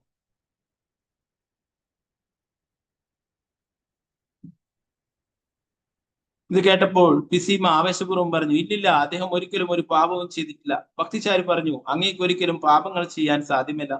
അങ്ങ് ദൈവത്തിന് ഏറ്റവും പ്രിയപ്പെട്ടവനാണ്. അങ്ങേക്ക് എങ്ങനെയാണ് പാപങ്ങൾ ചെയ്യാൻ കഴിയുക? ശ്രീല പ്രഭുപാദർ പറഞ്ഞു, ഞാൻ അല്പം ശോഭശീലമുള്ളവനാണ്. ഞാൻ ചിലപ്പോൾ കർക്കശമേറിയ വാക്കുകൾ ഉപയോഗിക്കാറുണ്ടായിരുന്നു. ഞാൻ ഒരിക്കലും വിട്ടുവീഴ്ചകൾ ചെയ്തിരുന്നില്ല. ആളുകൾ അതിനെ ഒരു കൈയിൽ ഗതിയും മറു കൈയിൽ ഭാഗവതവും എന്നിങ്ങനെ വിശേഷിപ്പിച്ചിരുന്നു. അങ്ങനെയാണ് ഞാൻ ധർമ്മപ്രചരണം നടത്തുന്നത്. എന്തായാലും എന്റെ സഹോദരിക്ക് വേണ്ട ഏർപ്പാടുകൾ ചെയ്തു കൊടുക്കുക. ശ്രീല പ്രഭുപാദരുടെ ആധ്യാത്മിക പ്രാതാക്കളും അദ്ദേഹത്തെ സന്ദർശിക്കുവാറുണ്ടായിരുന്നു. അവരോടും അദ്ദേഹം തന്റെ അപരാധങ്ങൾക്ക് മാപ്പ് ചോദിച്ചു. ഒരിക്കൽ നിഷ്കിഞ്ചന കൃഷ്ണദാസ് ബാബാജി, പുരി മഹാരാജ്, ആശ്രം മഹാരാജ്, ആനന്ദ പ്രഭു, പുരുഷോത്തം ബ്രഹ്മചാരി എന്നിവരും മറ്റ് 20ഓളം പേരും കൂടി വന്ന് പ്രഭുപാദരുടെ കിടക്കിക്കരികിലിരുന്നു. അവർ വന്നപ്പോൾ അദ്ദേഹം മയക്കത്തിലായിരുന്നു. അദ്ദേഹം ഉണരുന്നതുവരെ അവർ കാത്തിരിക്കുകയും കീർത്തനത്തിൽ പങ്കെടുക്കുകയും ചെയ്തു. അവരെ കണ്ടപ്പോൾ അദ്ദേഹം തന്നെ എഴുന്നേൽപ്പിച്ചിരുത്തുവാൻ ആവശ്യപ്പെട്ടു. ചുറ്റുപാടും തന്റെ ആധ്യാത്മിക ഭ്രാതാക്കളോട് കൂടി കിടക്കിയുടെ മധ്യഭാഗത്ത് ഇരുന്നു കൊണ്ട് അദ്ദേഹം അവരെ സംബോധന ചെയ്തു. ലോകത്തൊട്ടാകെ കൃഷ്ണാബോധം പ്രചരിപ്പിക്കുന്നതിന് വളരെ അനുകൂലമായ ഒരു വിശാല മേഖല നിലവിലുണ്ട്. ഞാൻ വിജയിയാകുമോ എന്നതിനെ കുറിച്ച് ആലോചിച്ചിരുന്നില്ല. ആളുകൾ അത് സ്വീകരിക്കാൻ സന്നദ്ധരാണ്. അവർ സ്വീകരിക്കുകയും ചെയ്യുന്നു. നാം ഒത്തുചേർന്ന് ധർമ്മ പ്രചരണം നടത്തിയാൽ പൃഥ്വിത്തെ എന്ന മഹാപ്രഭുവിന്റെ ചൊല്ലി യാഥാർത്ഥ്യമായി തീരും. നമുക്ക് വേണ്ടതെല്ലാം ഉണ്ട്. തിരുനാമങ്ങൾ പ്രചരിപ്പിക്കുകയും പ്രസാദം വിതരണം നടത്തുകയും ചെയ്യുക. വളരെ നല്ല ഒരു രംഗം നിലവിലുണ്ട്. ആഫ്രിക്കയിലും റഷ്യയിലും എല്ലായിടത്തും ആളുകൾ അത് സ്വീകരിക്കുന്നു. പ്രഭുപാദർ ആധ്യാത്മിക ഭ്രാതാക്കളോട് തന്റെ തെറ്റുകൾ പൊറുക്കണമെന്ന് അഭ്യർത്ഥിച്ചപ്പോൾ അവർ പ്രതിഷേധം പ്രകടിപ്പിച്ചു. അവരിൽ ഒരാൾ ദൃഢസ്വരത്തിൽ പറഞ്ഞു, അങ്ങാണ് അനശ്വരമായ മാർഗദർശി. അങ്ങ് ഞങ്ങളെ ഭരിക്കുകയും ഞങ്ങൾക്ക് വഴികാട്ടി തരികയും കുറ്റങ്ങൾ കണ്ടാൽ ഞങ്ങൾക്ക് ദണ്ഡന നൽകുകയും ചെയ്യുക. പ്രഭുപാദർ ആവർത്തിച്ച് പറഞ്ഞു, എന്റെ തെറ്റുകളെല്ലാം പൊറുക്കുക. ഞാൻ എന്റെ സമ്പൽ സമൃദ്ധിയിൽ ഗർവിഷ്ഠനായിരുന്നു. പുരി മഹാരാജൻ പറഞ്ഞു, ഇല്ല, അങ്ങൊരിക്കലും ഗർവിഷ്ഠനായിട്ടില്ല. അങ്ങ് ധർമ്മപ്രചരണം നടത്താൻ തുടങ്ങിയപ്പോൾ സമ്പൽ സമൃദ്ധിയും വിജയവും അങ്ങയെ അനുഗമിക്കുകയാണ് ഉണ്ടായത്. അത് ചൈതന്യ മഹാപ്രഭുവിന്റെയും ശ്രീകൃഷ്ണന്റെയും അനുഗ്രഹമായിരുന്നു. അങ്ങ് തെറ്റുകാരനാവുക എന്ന പ്രശ്നമേ ഇല്ല. ശ്രീല പ്രഭുപാദർ തന്നെ ഒരു മഹാപതിതനായി വിശേഷിപ്പിച്ചപ്പോൾ പുരി മഹാരാജൻ അതിനോട് വിയോജിച്ചുകൊണ്ട് പറഞ്ഞു, അങ്ങ് ലോകത്തിന്റെ നാനാഭാഗങ്ങളിലായി ലക്ഷക്കണക്കിന് ജനങ്ങൾക്ക് രക്ഷ നൽകിയിട്ടുണ്ട്. അതിനാൽ തെറ്റുകൾ ചെയ്തു എന്ന പ്രശ്നമേ ഇല്ല. മറിച്ച് അങ്ങയെ മഹാപതീത പാവനൻ, പതീതന്മാരുടെ മഹാരക്ഷകൻ എന്നാണ് വിളിക്കേണ്ടത്. പ്രഭുപാദരുടെ ശിഷ്യന്മാർ തന്റെ ആധ്യാത്മിക ഭ്രാതാക്കളോടുള്ള അദ്ദേഹത്തിന്റെ ക്ഷമായാചനത്തെ വിനയത്തിന്റെ ബഹിർപ്രകടനമായാണ് പരിഗണിച്ചത്.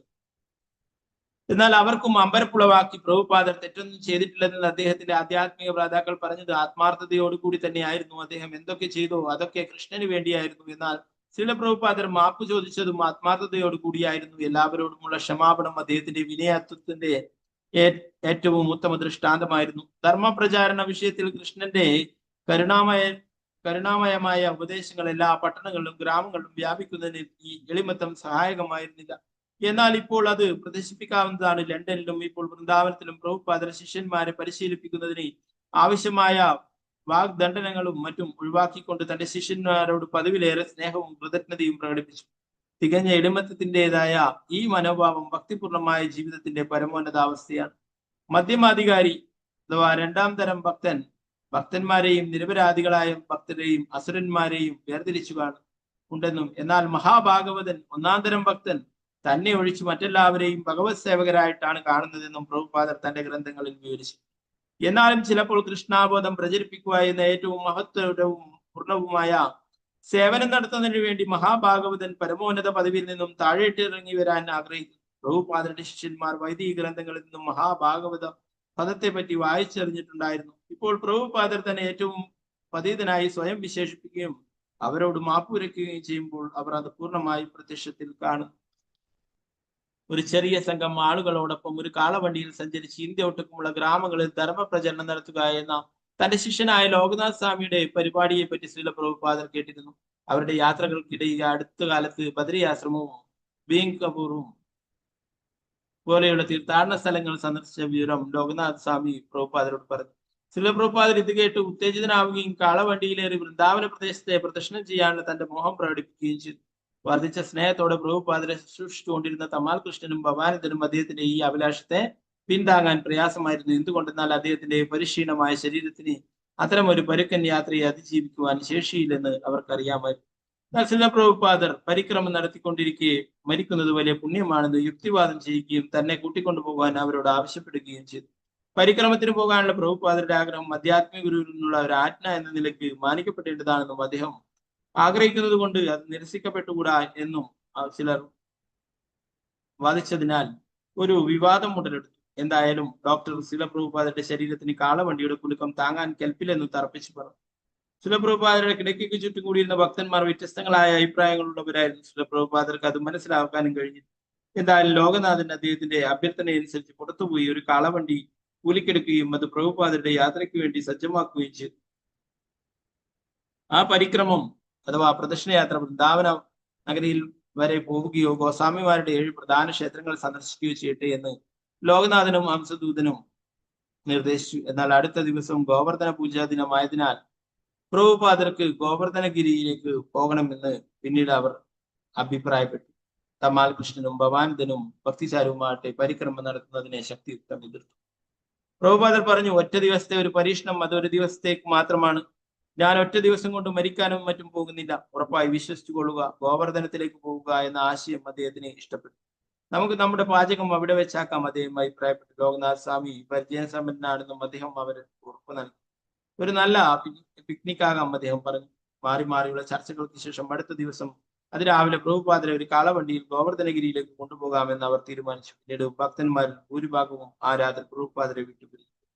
ആ രാത്രിയിൽ കുറെ കഴിഞ്ഞ് നിഷ്കിഞ്ചന കൃഷ്ണദാസ് ബാബാജി പ്രഭുപാദരെ സന്ദർശിക്കുവാൻ വരികയും കീർത്തനം നടത്തിക്കൊണ്ടു ഇടയ്ക്കൊക്കെ ബംഗാളിയിൽ സംസാരിച്ചു കൊണ്ടും അദ്ദേഹത്തോടൊപ്പം ഇരിക്കുകയും ചെയ്തു. പെട്ടെന്ന് തമാൽ കൃഷ്ണനും ഭവാനന്ദനും പ്രഭുപാദരുടെ കിടക്കരികിലേക്ക് വന്നു.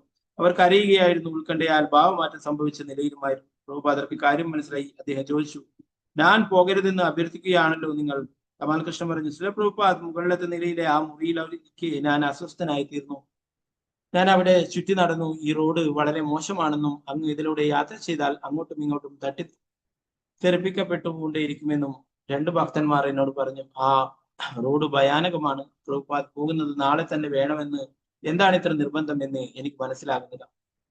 അങ്ങ് യാത്ര നടത്തണമെന്ന് ആരെങ്കിലും ആഗ്രഹിക്കുന്നത് എനിക്ക് മനസ്സിലാക്കാം. എന്നാൽ അങ്ങ് ഈ അവസ്ഥയിലായിരിക്കുമ്പോൾ തന്നെ പോകണമെന്ന് എന്താണ് നിർബന്ധം? എനിക്കത് മനസ്സിലാക്കാൻ കഴിയുന്നില്ല. നാളെ തന്നെ പോകാൻ വേണ്ടി എല്ലാം വലിച്ചെറിഞ്ഞു കളയാൻ ഒരുങ്ങുന്നത് എന്തിന്? എനിക്കത് മനസ്സിലാകുന്നു. ശരി, പോകരുതെന്നുള്ള അവരുടെ നിർദ്ദേശത്തോട് പെട്ടെന്ന് യോജിച്ചുകൊണ്ട് പ്രഭുപാദർ മധുസ്വരത്തിൽ പറഞ്ഞു. പ്രഭുപാദർ ജയിച്ചരുളിയാലും അവിടെ സന്നിഹിതരായിരുന്ന ഭക്തിചാരി പറഞ്ഞു. വലിയ ആശ്വാസത്തോടെ ഭവാനന്ദൻ പറഞ്ഞു, ശ്രീല പ്രഭുപാദ അങ്ങേക്ക് നന്ദി. ശരി, നിങ്ങൾക്ക് തൃപ്തിയായല്ലോ? ഭവാനന്ദൻ പറഞ്ഞു, ഇപ്പോൾ എനിക്ക് തൃപ്തിയായി ശ്രീല പ്രഭുപാദ. ഞാൻ വളരെ ഉത്കണ്ഠാകുലനായിരുന്നു. സാരമില്ല, ഞാൻ നിങ്ങളെ ഉത്കണ്ഠപ്പെടുത്തുകയില്ല. തമാൽ കൃഷ്ണൻ പറഞ്ഞു, ഉത്കണ്ഠയോ? ശ്രീല പ്രഭുപാദ, ഞങ്ങൾക്ക് അങ്ങയോടുള്ള ബന്ധം അത്യധികം ശക്തമാകിയാൽ അങ്ങയുടെ നീക്കങ്ങൾ ചിലപ്പോഴൊക്കെ ഞങ്ങളെ ഭ്രാന്തന്മാരാക്കുന്നു. ഈ രാത്രിയിൽ ഞങ്ങൾക്ക് അങ്ങനെ ഉന്മാദം പിടിപെട്ടിരിക്കുകയായിരുന്നു. ഇല്ലില്ല, ഞാൻ ഇനി അങ്ങനെ ചെയ്യില്ല, പ്രഭുപാദർ പറഞ്ഞു. പിന്നീട് നിഷ്കിഞ്ചന കൃഷ്ണദാസ് ബാബാജിയുടെ നേരെ തിരിഞ്ഞുകൊണ്ട് പ്രഭുപാദർ പറഞ്ഞു, ബാബാജി മഹാരാജ്, അവർക്ക് എന്നോട് എത്രമാത്രം സ്നേഹമുണ്ടെന്ന് കണ്ടാൽ. തമാൽ കൃഷ്ണൻ പറഞ്ഞു, ശ്രീല പ്രഭുപാദ്, അങ്ങ് ഞങ്ങളോട് പെരുമാറുന്ന രീതി ഞങ്ങൾക്ക് അങ്ങയോടുള്ള സ്നേഹം അനുനിമിഷം വർദ്ധിക്കാനിടയാക്കും. അതെന്റെ കർത്തവ്യമാണ്, പ്രഭുപാദർ പറഞ്ഞു. അത് മനസ്സിലാക്കിയിട്ട് ഭക്തന്മാർ ഹാർദമായി ചിരിച്ചു. അതെ, അവർക്ക് മനസ്സിലാക്കാൻ കഴിയും അത് അദ്ദേഹത്തിന്റെ കർത്തവ്യമായിരുന്നു എന്ന്. ഈ പ്രവൃത്തികൾ കൊണ്ടും പെരുമാറ്റ രീതികൾ കൊണ്ടും പ്രഭുപാദർ ലക്ഷ്യമിട്ടത് ജീവാത്മാക്കളെ വശപ്പെടുത്തി കൃഷ്ണന് കൈമാറുവാനായിരുന്നു. അദ്ദേഹത്തിന്റെ മാർഗം പ്രേമയുധ സേവനമായിരുന്നു. എന്നാൽ അദ്ദേഹം അത് അനുഷ്ഠിച്ചത് സ്വന്തം നേട്ടത്തിന് വേണ്ടിയായിരുന്നില്ല. അദ്ദേഹം അവരെ കൃഷ്ണന്റെ കരങ്ങളിൽ ഏൽപ്പിക്കുകയായിരുന്നു. അതായിരുന്നു അദ്ദേഹത്തിന്റെ കർത്തവ്യം. പ്രഭുപാദരെ അത്രയേറെ ശിഷ്യന്മാരെ സ്നേഹിച്ചിരുന്നു. അപ്പൊ ഇതിൽ തമാൽ കൃഷ്ണ ഗോസ്വാമി മഹാരാജ് എന്ന് പറയും. ഇപ്പൊ നമ്മൾ പലപ്പോഴും ക്ലാസ്സുകളിലൊക്കെ പറയാറുണ്ട്, പ്രഭുപാദരെ ഒരു സ്ഥലത്ത്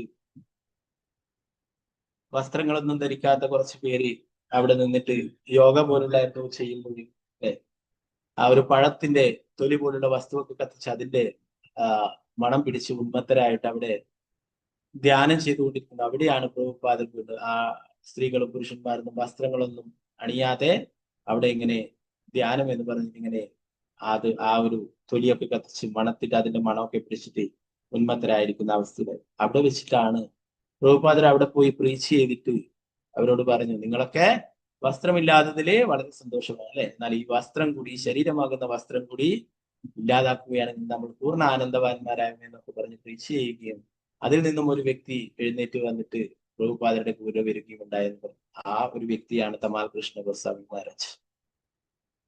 അപ്പൊ പ്രഭുപാദർ അത്രയും അധികം ശിഷ്യന്മാരെ സ്നേഹിക്കുന്നു. ശിഷ്യന്മാരും പ്രഭുപാദരെ അത്രയധികം സ്നേഹിച്ചിരുന്നു.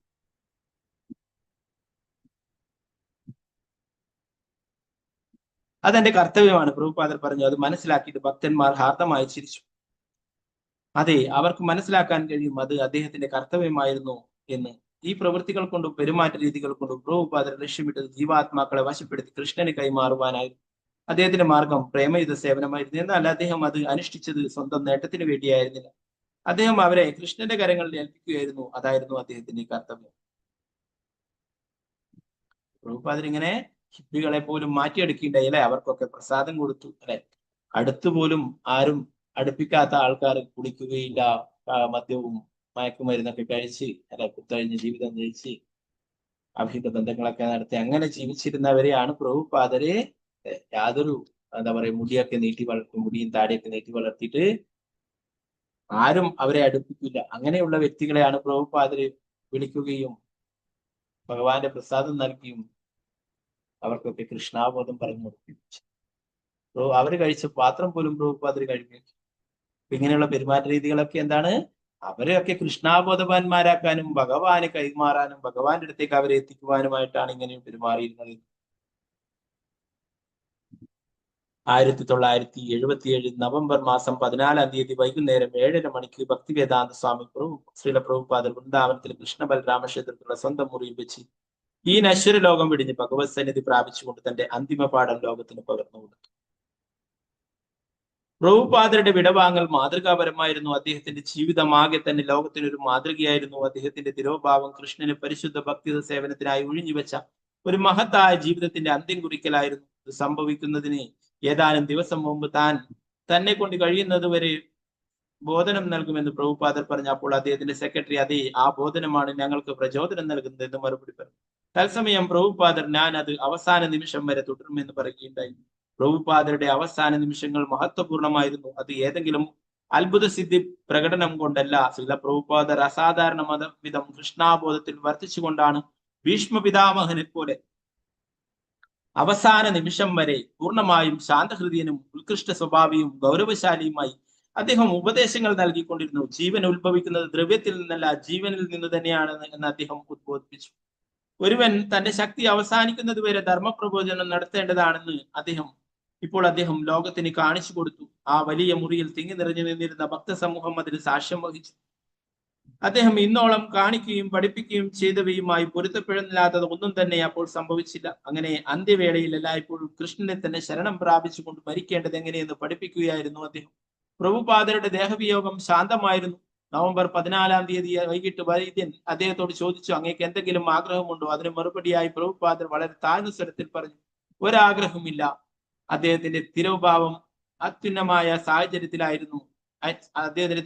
അന്യൂനമായ സാഹചര്യത്തിലായിരുന്നു. വൃന്ദാവനത്തിൽ വെച്ചും ഭക്തന്മാരുടെ സാന്നിധ്യത്തിലും ഏതാനും മാസങ്ങൾക്ക് മുമ്പ് പ്രഭുപാദരുടെ ഒരു ശിഷ്യന്റെ മകളായ ഒരു പെൺകുട്ടി വൃന്ദാവനത്തിൽ വെച്ച് മരിക്കുകയുണ്ടായി. അവർ കൃഷ്ണനുമായി വ്യക്തിപരമായി ഒത്തുചേരാൻ കഴിയുമാറ് ഭഗവാനിലേക്ക് മടങ്ങിപ്പോവുകയാണോ ഉണ്ടായിട്ടുള്ളത് എന്ന് പ്രഭുപാദരോട് ചോദിച്ചപ്പോൾ അദ്ദേഹം മറുപടി ഇറങ്ങി, അതേ, വൃന്ദാവനത്തിൽ വെച്ച് ദേഹവിയോഗം സംഭവിക്കുന്ന ഏതൊരാളും മുക്തി പ്രാപിക്കുന്നു. ശ്രീല പ്രഭുപാദരെ വൃന്ദാവനത്തിൽ വെച്ചിട്ട് കൃഷ്ണബലറാം ക്ഷേത്രത്തിൽ വെച്ചിട്ട് കാർത്തിക മാസത്തില് അവിടെ രാധാശ്യാം സുന്ദർ കൃഷ്ണബലരാമനും ഗൗരനിതായ്ക്കും സന്ധ്യാരതി നടന്ന് കഴിയുമ്പോഴാണ് ശ്രീല പ്രഭുപാദരെ ഈ ലോകത്ത് നിന്നും യാത്രയായിട്ട്.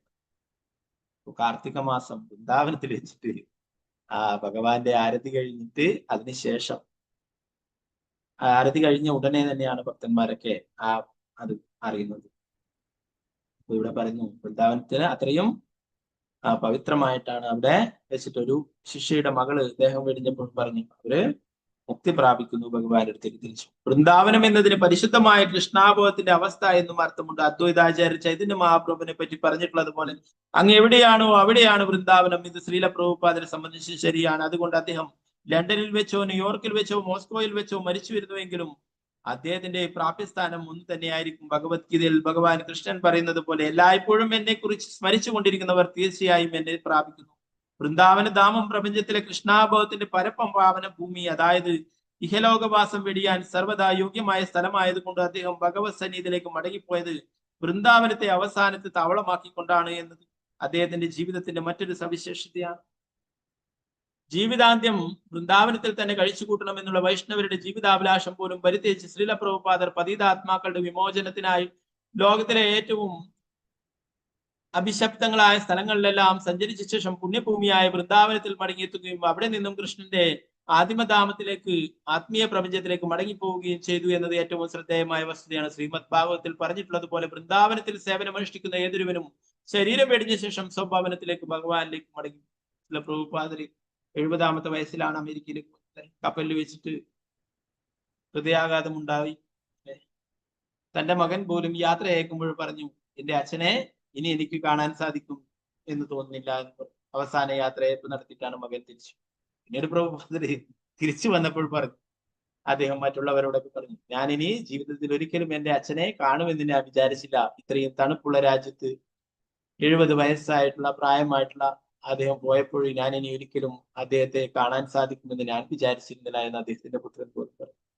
ഭഗവാൻ അങ്ങനെയാണ്. ഭഗവാന്റെ സേവനങ്ങൾ ചെയ്യാനായിട്ട് അല്ലെ വൃന്ദാവനം വിട്ടിട്ട് എല്ലാവരും വൃന്ദാവനത്തിൽ എത്തിച്ചേരുന്നു അവസാന നിമിഷം അവിടുന്ന് ശരീരം ഉപേക്ഷിക്കുക. എന്നാൽ പ്രഭുപാദര് ലോകത്തിലെ എല്ലാവർക്കും വൃന്ദാവനം നൽകാനായിട്ട്, ഭഗവാന് നൽകാനായിട്ട്, കൃഷ്ണാബോധം പ്രചരിപ്പിക്കുവാനായിട്ട്, ശ്രീമദ് ഭാഗവതം ഭഗവത്ഗീത ഇവയൊക്കെ നൽകാനായിട്ട് ലോകത്തിൽ എല്ലായിടത്തും സഞ്ചരിക്കുകയുണ്ടായി. അല്ലെ തന്റെ സ്വന്തം ഇച്ഛ മാറ്റിവെച്ച്, സ്വന്തം സൗകര്യങ്ങളൊക്കെ, സ്വന്തം ഇഷ്ടങ്ങളൊക്കെ മാറ്റിവെച്ചു.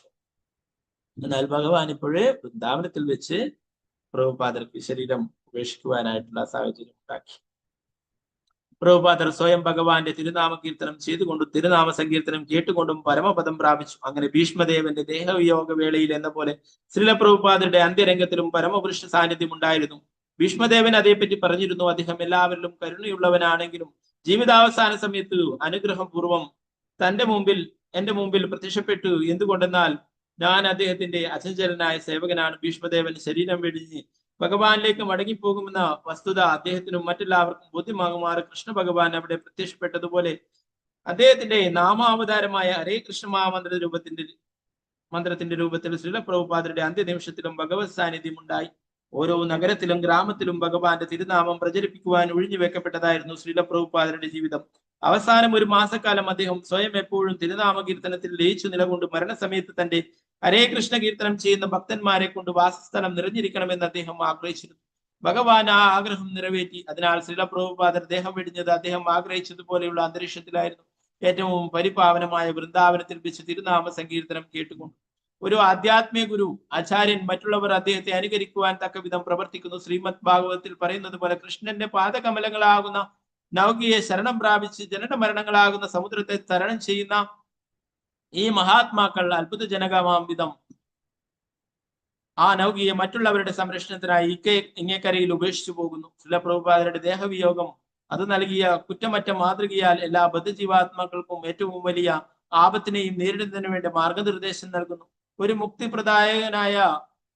മുക്തിപ്രദായകമായ മരണം ഒരാൾക്ക് പശ്ചാത്താപം കൂടാതെയും ക്രമത്തിലേറെ അസ്വസ്ഥനാകാതെയും മരിക്കാൻ കഴിയത്തക്ക വിധത്തിലുള്ള വെറുമൊരു മനഃശാസ്ത്രപരമായ ക്രമീകരണമല്ല. മരണസമയത്ത് ആത്മാവ് ശരീരത്തെ വെടിയുകയും പുനർജന്മം സ്വീകരിക്കുകയും ചെയ്യണമെന്നതാണ് യഥാർത്ഥ വസ്തുത. കൃഷ്ണാബോധമുള്ള ആത്മാവിന് മാത്രമേ ഈ ജനമൃതി സമുദ്രത്തെ തരണം ചെയ്യാനും ആധ്യാത്മിക ലോകത്തിൽ നിത്യവും പരമാനന്ദപൂർണമായ ഒരു ജീവിതം നേടുവാനും കഴിയും. അതിനാൽ മരണസമയത്ത് ഒരാളുടെ ജീവിതം പരീക്ഷിക്കപ്പെടുന്നു. മരണം എന്നതിന്റെ അർത്ഥം ആത്മാവിന് ആ ശരീരത്തിൽ കൂടുതൽ കാലം നിലനിൽക്കാൻ സാധ്യമാകാതെ വരുന്നു എന്നതാണ്. അതിനുള്ള ഭൗതിക കാരണം എന്തായാലും പരിതസ്ഥിതി ആത്മാവിന് ഉൾക്കൊള്ളാനാവാത്തതായി തീർന്നിരിക്കുന്നു. ശരീരം വെടിയലാകത്തെ വലിയ ക്ലേശമുളവാക്കുന്നു. അതിനാൽ ജനന മരണ ചക്രത്തിൽ നിന്നും മോചനം നേടാൻ ശാസ്ത്രങ്ങൾ നമ്മെ ഉപദേശിക്കുന്നു. ഒരു ശുഭകരമായ മരണത്തിന് ഇരയാവുകയും അങ്ങനെ ഒരു താഴ്ന്ന ജീവിതമാർഗത്തിലേക്കുള്ള പുനർജന്മത്തിലേക്ക് വലിച്ചു താഴ്ത്തപ്പെടുകയും ചെയ്യുക എന്നതാണ് ജീവസത്യക്ക് സംഭവിക്കാവുന്ന ഏറ്റവും ഭയാനകമായ അവസ്ഥ. നാം മരണത്തെ അവഗണിക്കുവാൻ ശ്രമിച്ചേക്കാവുന്ന തരത്തിൽ അത്രയേറെ ഭയാജനകമാണത്. അനശ്വരനായ ആത്മാവ് ഏറ്റവും അസ്വാഭാവികമായ ഒരു സ്ഥിതിയിൽ അകപ്പെട്ടിരിക്കുകയാണ്. മരണം വേദനാജനകമാകുന്നത് ആത്മാവ് നിത്യനും മരണമില്ലാത്തവനും ആയിരുന്നിട്ടും ഭൗതിക ശരീരവുമായുള്ള ബന്ധനത്താൽ അവൻ മരിക്കാൻ നിർബന്ധനാകുന്നു. മരണത്തോടെ ആത്മാവിന് ശരീരം വിട്ട് അജ്ഞാതമായ ഒരു ലക്ഷ്യത്തിലേക്ക് പോകേണ്ടി വരുന്നു. അതിനാൽ അവൻ വളരെയധികം ഭയവും ദുഃഖവും അനുഭവിക്കുന്നു. ഈ ഭയവും വേദനയും മിക്കപ്പോഴും അസഹ്യമാണ്. ആ അവസരത്തിൽ ഒരുവൻ ഭൗതിക ബന്ധനങ്ങളെക്കുറിച്ചും ശാരീരിക വേദനയെക്കുറിച്ചും മാത്രമേ ചിന്തിക്കുകയുള്ളൂ. അതിനാലാണ് കുലശേഖര രാജാവ് ഇങ്ങനെ പ്രാർത്ഥിച്ചത്. പ്രഭുപാദർ പലപ്പോഴും ഉദ്ധരിക്കാറുണ്ടായിരുന്നു, എന്റെ ശാരീരികമായ മരണത്തെക്കുറിച്ച് ദീർഘമായി ചിന്തിച്ചുകൊണ്ടല്ലാതെ ഞാൻ ഹരിനാമ കീർത്തനം നടത്തിക്കൊണ്ടിരിക്കുകയെ തന്നെ മരിക്കാൻ എന്നെ അനുവദിക്കണമേ. എനിക്ക് അങ്ങയെ ധ്യാനിച്ചുകൊണ്ട് ഈ ശരീരം വിട്ടുപോകുവാൻ കഴിഞ്ഞാൽ അതായിരിക്കും മോശപ്രദമായ അവസ്ഥ. ശ്രീല പ്രഭുപാദർ അദ്ദേഹത്തിന്റെ ജീവിതത്തിലെ അവസാനത്തെ ഏതാനും മാസങ്ങളിൽ കൃഷ്ണാബോധത്തിലൂടെ മരണത്തെ പടിപടിയായി നേരിടാൻ സാധിക്കുന്നത് എങ്ങനെയെന്ന് കാണിച്ചു തന്നു. അദ്ദേഹത്തിന്റെ അവസാന നാളുകളിലൊന്നിൽ തന്റെ സന്യാസ ശിഷ്യന്മാരിൽ ഒരുവനോട് അദ്ദേഹം പറഞ്ഞു, നിങ്ങൾക്ക് ഇത് സംഭവിക്കുവാൻ പോകുന്നില്ലെന്ന് വിചാരിക്കരുത്. കൃഷ്ണാബോധപരമായ ഒരു പരിശുദ്ധ ജീവിതം നയിക്കേണ്ടത് എങ്ങനെയെന്ന് നമ്മെ പഠിപ്പിക്കുവാൻ കൃഷ്ണന്റെ ഇംഗിതം അനുസരിച്ച് ഈ ലോകത്തിലേക്ക് വന്നതാണ് പ്രഭുപാദർ. ഭാഗവത ജീവിതത്തെ ശാശ്വത ജീവിതത്തെ പ്രാപിക്കുന്നതിനായി ഈ ലോകത്തെ വിട്ടുപോകേണ്ടത് എപ്രകാരമാണെന്നും അതിന്റെ ഭാഗമാണ്. പ്രഭുപാദർ ഇഹലോകവാസം വെടിഞ്ഞത് അന്യൂനവും മഹത്വപൂർണവുമായ രീതിയിലും അതേസമയം തന്നെ നമുക്ക് ഏവർക്കും അനുകരിക്കാവുന്ന രീതിയിലുമായിരുന്നു. നമുക്ക് ഈ ലോകം വിട്ടുപോകേണ്ടി വരുമ്പോൾ ഒരു മഹാത്മാവ് എങ്ങനെയാണ് തന്റെ ശരീരം വെടിഞ്ഞതെന്ന ഓർമ്മയെ ആശ്രയിക്കാവുന്നതാണ്. എല്ലായ്പ്പോഴും കൃഷ്ണനെ കുറിച്ച് സ്മരിച്ചുകൊണ്ടും ഹരേ കൃഷ്ണ കീർത്തനമാകുന്ന ഔഷധത്താൽ സംരക്ഷണനായി എപ്പോഴും കൃഷ്ണനെ കുറിച്ച് കേൾക്കാൻ ഉത്സുകനായി ഭൗതിക ബന്ധനത്തിന്റെ ദുഃഖാനുഭവങ്ങളോട് വിരക്തി ശീലിച്ചുകൊണ്ടും ശ്രീല പ്രഭുപാദർ നമുക്ക് നൽകിയ പാഠങ്ങളിൽ വെച്ച് ഏറ്റവും മഹത്വം പ്രധാനവുമായ ഒന്നായിരുന്നു ഈ അന്തിമ പാഠം. അദ്ദേഹം തന്റെ ജീവിതത്തിലൂടെയും തന്റെ പുസ്തകങ്ങളിലൂടെയും അവസാനമായി തന്റെ ശാന്തമായ മരണത്തിലൂടെയും മഹത്വപൂർണമായ പാഠങ്ങൾ നൽകി. എങ്ങനെയാണ് മരിക്കേണ്ടതിനെ കുറിച്ചുള്ള ബോധനം വിശേഷിച്ചും മനുഷ്യവർഗത്തിന് വേണ്ടിയുള്ളതാണ്. ഒരു മൃഗം മരിക്കുന്നു, ഒരു മനുഷ്യജീവിയും മരിക്കുന്നു. എന്നാൽ ഒരു മനുഷ്യജീവി മരണത്തോടെ ആധ്യാത്മിക ലോകത്തിലേക്ക് മടങ്ങിപ്പോകേണ്ട രീതിയെക്കുറിച്ച് അറിഞ്ഞിരിക്കേണ്ടതാണ്. എല്ലായ്പ്പോഴും കൃഷ്ണാബോധത്തിൽ അചഞ്ചലനായി ഉറച്ചു നിൽക്കുക വഴി ശ്രീല പ്രഭുപാദർ ആ മാർഗം വിദഗ്ധമായി പഠിപ്പിച്ചു. അദ്ദേഹത്തിന്റെ ദേഹത്യാഗം അതിനാൽ അന്യൂനമായതും ശരിക്കും അനുകരണാർഹവുമായ ഒരു പാഠമായിരുന്നു. ശ്രീല പ്രഭുപാദരെ സംബന്ധിച്ചിടത്തോളം അദ്ദേഹത്തിന്റെ വിടവാങ്ങലിലും ഭഗവത് സന്നിധിയിലേക്കുള്ള മടക്കയാത്രയിലും ശോചനീയമായി ഒന്നും തന്നെ ഇല്ലെന്നിരിക്കലും തങ്ങളുടെ ഏറ്റവും വലിയ ഗുണകാംക്ഷയുടെയും ഉപകർത്താവിന്റെയും തിരോധാനത്താൽ ദുഃഖിതരായ അദ്ദേഹത്തിന്റെ അനുയായികളെയും ലോകജനതയെയും സംബന്ധിച്ചിടത്തോളം അത് ശോചനീയം തന്നെയാണ്. ശ്രീല പ്രഭുപാദർ ശ്രീമദ് ഭാഗവതത്തിലെ ഒരു ഭാവാർത്ഥ കുറിപ്പിൽ ഇങ്ങനെ രേഖപ്പെടുത്തിയിരുന്നു: ആധ്യാത്മിക ഒരു ഭൗതിക ശരീരം ഉപേക്ഷിക്കുമ്പോൾ അദ്ദേഹത്തിന്റെ ശിഷ്യന്മാർ രാജാവിന്റെ ദേഹവിയോഗത്തിൽ രാജ്ഞി കരയുന്നത് പോലെ തന്നെ കരയണം. അദ്ദേഹത്തിന്റെ സ്വന്തം ആധ്യാത്മിക ഗുരുവിന്റെ നിര്യാണവേളയിൽ പ്രഭുപാദർ എഴുതി, എന്റെ ഗുരു, ആ ദിവസം ഞാൻ ദുഃഖിതനായി ഉറക്കെ കരഞ്ഞു. എനിക്ക് എന്റെ ഗുരുനാഥനായ അങ്ങയുടെ വേർപാട് സഹിക്കാൻ കഴിഞ്ഞില്ല. അതുപോലെ 1977 നവംബർ 14 ആ ദുഃഖവാർത്ത ലോകത്തൊട്ടാകെ പരന്നപ്പോൾ ശ്രീല പ്രഭുപാദരെ അറിയുകയും സ്നേഹിക്കുകയും ചെയ്തിരുന്നവർ ഒരു ഭയങ്കരവും നിയന്ത്രണാതീതമായ ദുഃഖത്തിന് അതീതരായി. അവർ ശ്രീല പ്രഭുപാദരുടെ ദുസ്സഹമായ വേർപാടിന്റെ അവസ്ഥയിലാണ് ചുറ്റുപാടുമുള്ള എല്ലാ കാര്യങ്ങളും കണ്ടത്. അവർ ആശ്വാസത്തിനായി ശ്രീല പ്രഭുപാദരുടെ ഗ്രന്ഥങ്ങളെ തന്നെ ശരണം പ്രാപിച്ചു. എങ്ങനെ തന്നെയായാലും ശിഷ്യന്മാരും അവരുടെ ആധ്യാത്മിക ഗുരുവും ഒരിക്കലും വേർപിരിയുന്നില്ല. അത് എന്തുകൊണ്ടെന്നാൽ ശിഷ്യന്മാർ ആധ്യാത്മിക ഗുരുവിന്റെ ഉപദേശങ്ങൾ അനുവർത്തിക്കുന്നിടത്തോളം കാലം അദ്ദേഹം ആ ശിഷ്യന്മാരോടൊപ്പം ഉണ്ടായിരിക്കും. ഇതാണ് വാണി സഹയോഗം എന്ന് പറയപ്പെടുന്നത്. ശാരീരികമായ സാന്നിധ്യത്തിന് വപു സഹയോഗം എന്നും പറയുന്നു. ആധ്യാത്മിക ഗുരു ശാരീരികമായി നിലവിലെടുത്തോളം കാലം ശിഷ്യൻ അദ്ദേഹത്തിന്റെ ഭൗതിക ശരീരത്തിന് സേവനങ്ങൾ ചെയ്യണം. ആധ്യാത്മിക ഗുരു ശാരീരികമായി നിലവിലില്ലാത്ത വരുമ്പോഴാകട്ടെ ശിഷ്യൻ ഗുരുവിന്റെ ഉപദേശങ്ങളെ സേവിക്കും. ശ്രീല പ്രഭുപാദരുടെ ശിഷ്യന്മാർ അദ്ദേഹത്തിന്റെ ഉപദേശങ്ങൾ നടപ്പാക്കിക്കൊണ്ടിരുന്നു. എന്നാൽ ഇപ്പോൾ അവർക്ക് അദ്ദേഹത്തിന്റെ വാപ്പുസിന്റെ അസാന്നിധ്യത്തിൽ അദ്ദേഹത്തെ മുറയ്ക്ക് കാണുവാനും അദ്ദേഹത്തിന്റെ വാക്കുകൾ കേൾക്കുവാനും ഉള്ള അവസരം കൂടാതെ അത് ചെയ്യേണ്ടിയിരിക്കുന്നു. ആദ്യം അവർക്കിത് അഭിമുഖീകരിക്കാൻ വളരെ ബുദ്ധിമുട്ടായിരുന്നു. എന്നാൽ ആത്മാർത്ഥതയുള്ളവർക്ക് അദ്ദേഹം സ്വനിര്യാണത്തോടെ തങ്ങൾക്ക് ഏറ്റവും വലിയ സമ്മാനം വേർപെട്ടിരുന്നു കൊണ്ടുള്ള സേവനം ചെയ്യൽ ലക്ഷ്യമാക്കിയിരിക്കുന്നതായി ബോധ്യപ്പെട്ടു. വേർപെട്ടിരുന്നു കൊണ്ടുള്ള സേവനവും ഏറ്റവും ഉന്നതമായ സാക്ഷാത്കാരവും ആനന്ദം നൽകുന്ന ഒന്നാണ്. ശ്രീകൃഷ്ണ ഭഗവാനെയും അദ്ദേഹത്തിന്റെ സർവോത്തമ ഭക്തകളായ വൃന്ദാവനത്തിലെ ഗോപികമാരെയും പ്രകീർത്തിച്ചുകൊണ്ട് ചൈതന്യ മഹാപ്രഭു നൽകിയ ഉപദേശം ഇതായിരുന്നു: കൃഷ്ണൻ തനിക്ക് ഏറ്റവും പ്രിയപ്പെട്ടവരായ ഗോപികമാരെ വിട്ട് മധുരയിലേക്ക് പോയപ്പോൾ ഗോപികമാർ വിരഹ ദുഃഖത്താൽ ദയനീയമാവിധം വിലപിച്ചു. കൃഷ്ണനെ കൂടാതെ ജീവിക്കുവാൻ സാധിക്കാത്ത വിധത്തിൽ അത്രയേറെ കൃഷ്ണനെ അവർ സ്നേഹിച്ചിരുന്നു. അതിനാൽ അവർ തങ്ങളുടെ ജീവൻ നിലനിർത്തുന്നതിനായി അദ്ദേഹത്തെ സദാ സ്മരിക്കുവാനും അദ്ദേഹത്തിന്റെ നാമം, രൂപം, കീർത്തി, വൈരാഗ്യ, ശക്തി എന്നിവയെ കുറിച്ച് തുടർന്ന് ചർച്ച ചെയ്യുകയും ചെയ്തു. അദ്ദേഹത്തിന്റെ വൃന്ദാവനത്തിലേക്കുള്ള തിരിച്ചുവരവിനെ വേണ്ടി ആകാംക്ഷയോടെ കാത്തിരിക്കുകയും ചെയ്യുക വഴി അവർ വിരഹ അവസ്ഥയിൽ സമാഗമത്തിൻ്റെതായ ആനന്ദ ലഹരി അനുഭവിച്ചു. അത് കൃഷ്ണന്റെ സാന്നിധ്യത്തിൽ ഗോപികമാർ അനുഭവിച്ച ഹർഷോന്മാദത്തെക്കാൾ മികച്ചതാണെന്ന് ഗൗഡിയ വൈഷ്ണവ പണ്ഡിതന്മാർ ഉദ്ഘോഷിച്ചു. കൃഷ്ണൻ അദ്വിതീയനാകിയാൽ അദ്ദേഹത്തെ സ്മരിക്കുകയോ അദ്ദേഹത്തിന്റെ നാമങ്ങൾ ജപിക്കുകയോ ചെയ്യുന്നത് തന്നെ ഭക്തനെ അദ്ദേഹവുമായി നേരിട്ടുള്ള സമ്പർക്കത്തിലാക്കുന്നു. എന്നാൽ അതോടൊപ്പം തന്നെ വിരഹാതുരതയുടെയും കൂടി ഉണ്ടായിരിക്കുകയാൽ യോഗവിയോഗങ്ങളുടെ ഏകകാലത്തുള്ളതും സങ്കല്പിക്കുവാൻ കഴിയാത്തതുമായ സാന്നിധ്യം എന്ന ഒരു അധികം മാനം കൂടി ഉണ്ടാകുന്നു. ഇതാണ് കൃഷ്ണാവബോധപരമായ സാക്ഷാത്കാരത്തിന്റെ സാരസംഗ്രഹം.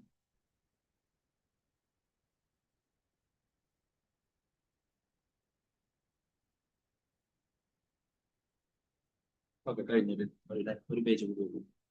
സാങ്കേതികമായി വിപ്രലംബ സേവ എന്നറിയപ്പെടുന്ന ഈ വിയുക്താവസ്ഥയിലുള്ള സേവനത്തെക്കുറിച്ച് പ്രഭുപാദരുടെ അനുയായികൾക്ക് അറിയാമായിരുന്നു. എന്നാൽ മിക്ക ഭക്തന്മാരെയും സംബന്ധിച്ചിടത്തോളം അത് കേവലം ഒരു താത്വിക ബോധം മാത്രമായിരുന്നു.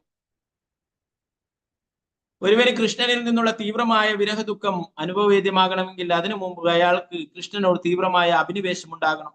കൃഷ്ണനെ വിസ്മരിക്കുകയും ത്യജിക്കുകയും ചെയ്തവനും മായാമോഹിതനായി ഭൗതിക ലോകത്തിലേക്ക് വന്നിട്ടുള്ളവനുമായ ബദ്ധജീവാത്മാവിനെ സംബന്ധിച്ചിടത്തോളം കൃഷ്ണനിൽ നിന്നുള്ള വേർപാട് തികഞ്ഞ അജ്ഞതയുടെയും വിസ്മൃതിയുടെയും അടിസ്ഥാനത്തിലാണ്. ഒരു പുതിയ ഭക്തൻ ആധ്യാത്മിക ജീവിതത്തിലേക്ക് വരുമ്പോൾ അയാൾ ആദ്യം നാസ്തികപരമായ തെറ്റിദ്ധാരണകളെ കീഴടക്കിയിട്ട് ഈശ്വരാസ്തിത്വത്തെ പറ്റി ബോധവാനാകാൻ തുടങ്ങുന്നു. അടുത്തതായി അയാൾ ആധ്യാത്മിക ഗുരുവിനെ സേവിക്കുക വഴി പ്രായോഗിക പരിശീലനത്തിലുള്ള കൃഷ്ണനുമായി സേവനപരമായ ഒരു ബന്ധം സ്ഥാപിക്കുന്നു. കൃഷ്ണനോട് വിരഹാവസ്ഥയുള്ള തീവ്ര പ്രേമം എന്നത് ഏറ്റവും ഉന്നതമായ അവസ്ഥയാണ്.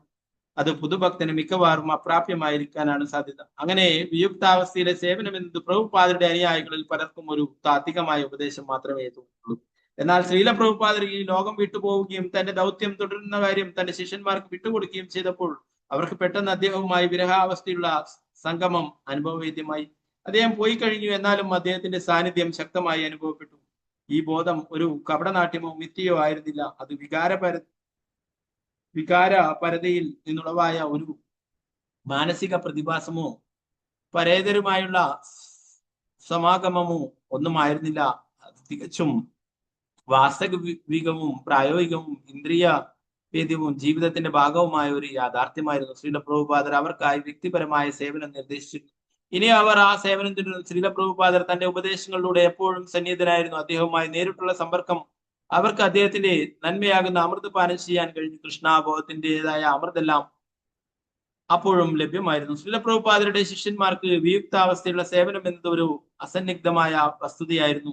അല്ലായിരുന്നെങ്കിൽ ഇപ്പോൾ അവർക്ക് അദ്ദേഹത്തിന്റെ വ്യക്തിപരമായ സാന്നിധ്യം അലഭ്യമായി ഇരിക്കെ എങ്ങനെ ആധ്യാത്മിക ജീവിതത്തിന്റെ തങ്ങളുടെ നില സംരക്ഷിക്കുവാൻ കഴിയുന്നു, അവർക്ക് മുമ്പിലത്തെ പോലെ തുടരാൻ കഴിയുന്നു എന്നും അവരുടെ ഭക്തിയും സേവനശേഷി തന്നെയും വർദ്ധിപ്പിക്കുവാൻ കഴിയുന്നു എന്നുമുള്ള വസ്തുത ശ്രീല പ്രഭുപാദന് ഇപ്പോഴും ശക്തമായ നിലയിൽ അവരോടൊപ്പം ഉണ്ട് എന്നാണ് സൂചിപ്പിക്കുന്നത്. ശ്രീല പ്രഭുപാദരുടെ അവസാനത്തെ ഉപദേശം ഒരു മനുഷ്യജീവി എങ്ങനെയാണ് മരിക്കേണ്ടത് എന്നതായിരുന്നു. അതുപോലെ ഇപ്പോൾ മരണാനന്തരം അദ്ദേഹം ഗൗഡീയ വൈഷ്ണവ മതത്തിന്റെ പരമോന്നതനായ തത്വോപദേശം പ്രായോഗിക ജീവിതത്തിൽ എങ്ങനെ നടപ്പിൽ വരുത്തുമെന്ന് പഠിപ്പിച്ചു. ഈ ബോധം ഭക്തന്മാർക്ക് ശ്രീല പ്രഭുപാദരുടെയും അദ്ദേഹത്തിന്റെ ആവിഷ്കരിച്ച വിപ്ലവാത്മകമായ കൃഷ്ണാബോധ ജീവിത സമ്പ്രദായവും അദ്ദേഹത്തിന്റെ തിരോഭാവത്തെ അവസാനിപ്പിച്ചില്ല എന്നത് വലിയ പ്രത്യാശയ്ക്ക് വക നൽകി. മിക്കപ്പോഴും ഒരു മഹത് വ്യക്തി മരിക്കുന്നതോടെ അദ്ദേഹത്തിന്റെ നേട്ടവും നാശോന്മുഖമാകുന്നു. എന്നാൽ ശ്രീല പ്രഭുപാദരുടെ സാന്നിധ്യം അദ്ദേഹത്തിന്റെ ഭക്തന്മാരുടെ ജീവിതത്തിന് താങ്ങും തണലും നൽകിക്കൊണ്ട് നിലനിൽക്കുകയും വളർന്നു പടരുകയും ചെയ്തു. ഭക്തി വേദാന്ത സ്വാമി ഇപ്പോഴും അവരോടൊപ്പം ഉണ്ടെന്നും എല്ലാ കാര്യങ്ങൾക്കും നേതൃത്വം നൽകുന്നുവെന്നും ശിഷ്യന്മാർക്ക് ബോധ്യപ്പെട്ടിരുന്നു. അദൃശ്യമായ ആ സാമീപ്യം അവരെ സദാ നയിച്ചു കൊണ്ടിരിക്കുന്നു.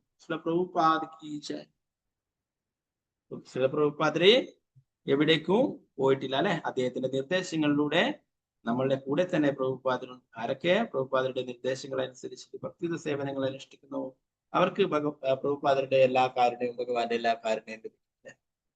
പ്രഭുപാദരെ എവിടേക്കും പോയിട്ടില്ല. പ്രഭുപാദരുടെ ബുക്കിലൂടെ നമ്മളുടെ കൂടെ എപ്പോഴും ഉണ്ട്. നമ്മളത് ഉപയോഗിക്കുവാനായിട്ട് പ്രഭുപാദർ പറഞ്ഞു. I will never dye, I will live from my books and you will utilize. ഇപ്പൊ നമ്മള് പ്രഭുപാദരുടെ ഗ്രന്ഥങ്ങൾ പഠിക്കുക, പ്രഭുപാദരുടെ നിർദ്ദേശങ്ങൾ അനുസരിച്ച് ഭക്തി സേവനങ്ങൾ ചെയ്യുക. തീർച്ചയായിട്ടും പ്രഭുപാദരെ എവിടെ പോയിട്ടില്ല. പ്രഭുപാദര് എന്താ പറയാ, ഇവിടെയുള്ള എല്ലാ ജീവാത്മാക്കളെയും കൃഷ്ണാബോധത്തിൽ എല്ലാവരെയും തിരിച്ചു കൊണ്ടുപോയി പോയി കഴിഞ്ഞാൽ മാത്രമേ പ്രഭുപാദർ ഇവിടുന്ന് പോകും എന്നാണ് പ്രഭുപാദർ പറഞ്ഞത്. ഹരേ കൃഷ്ണ. श्रील प्रभुपाद की जय। ग्रंथराज श्रीमद् भागवतम की जय। हरे कृष्ण।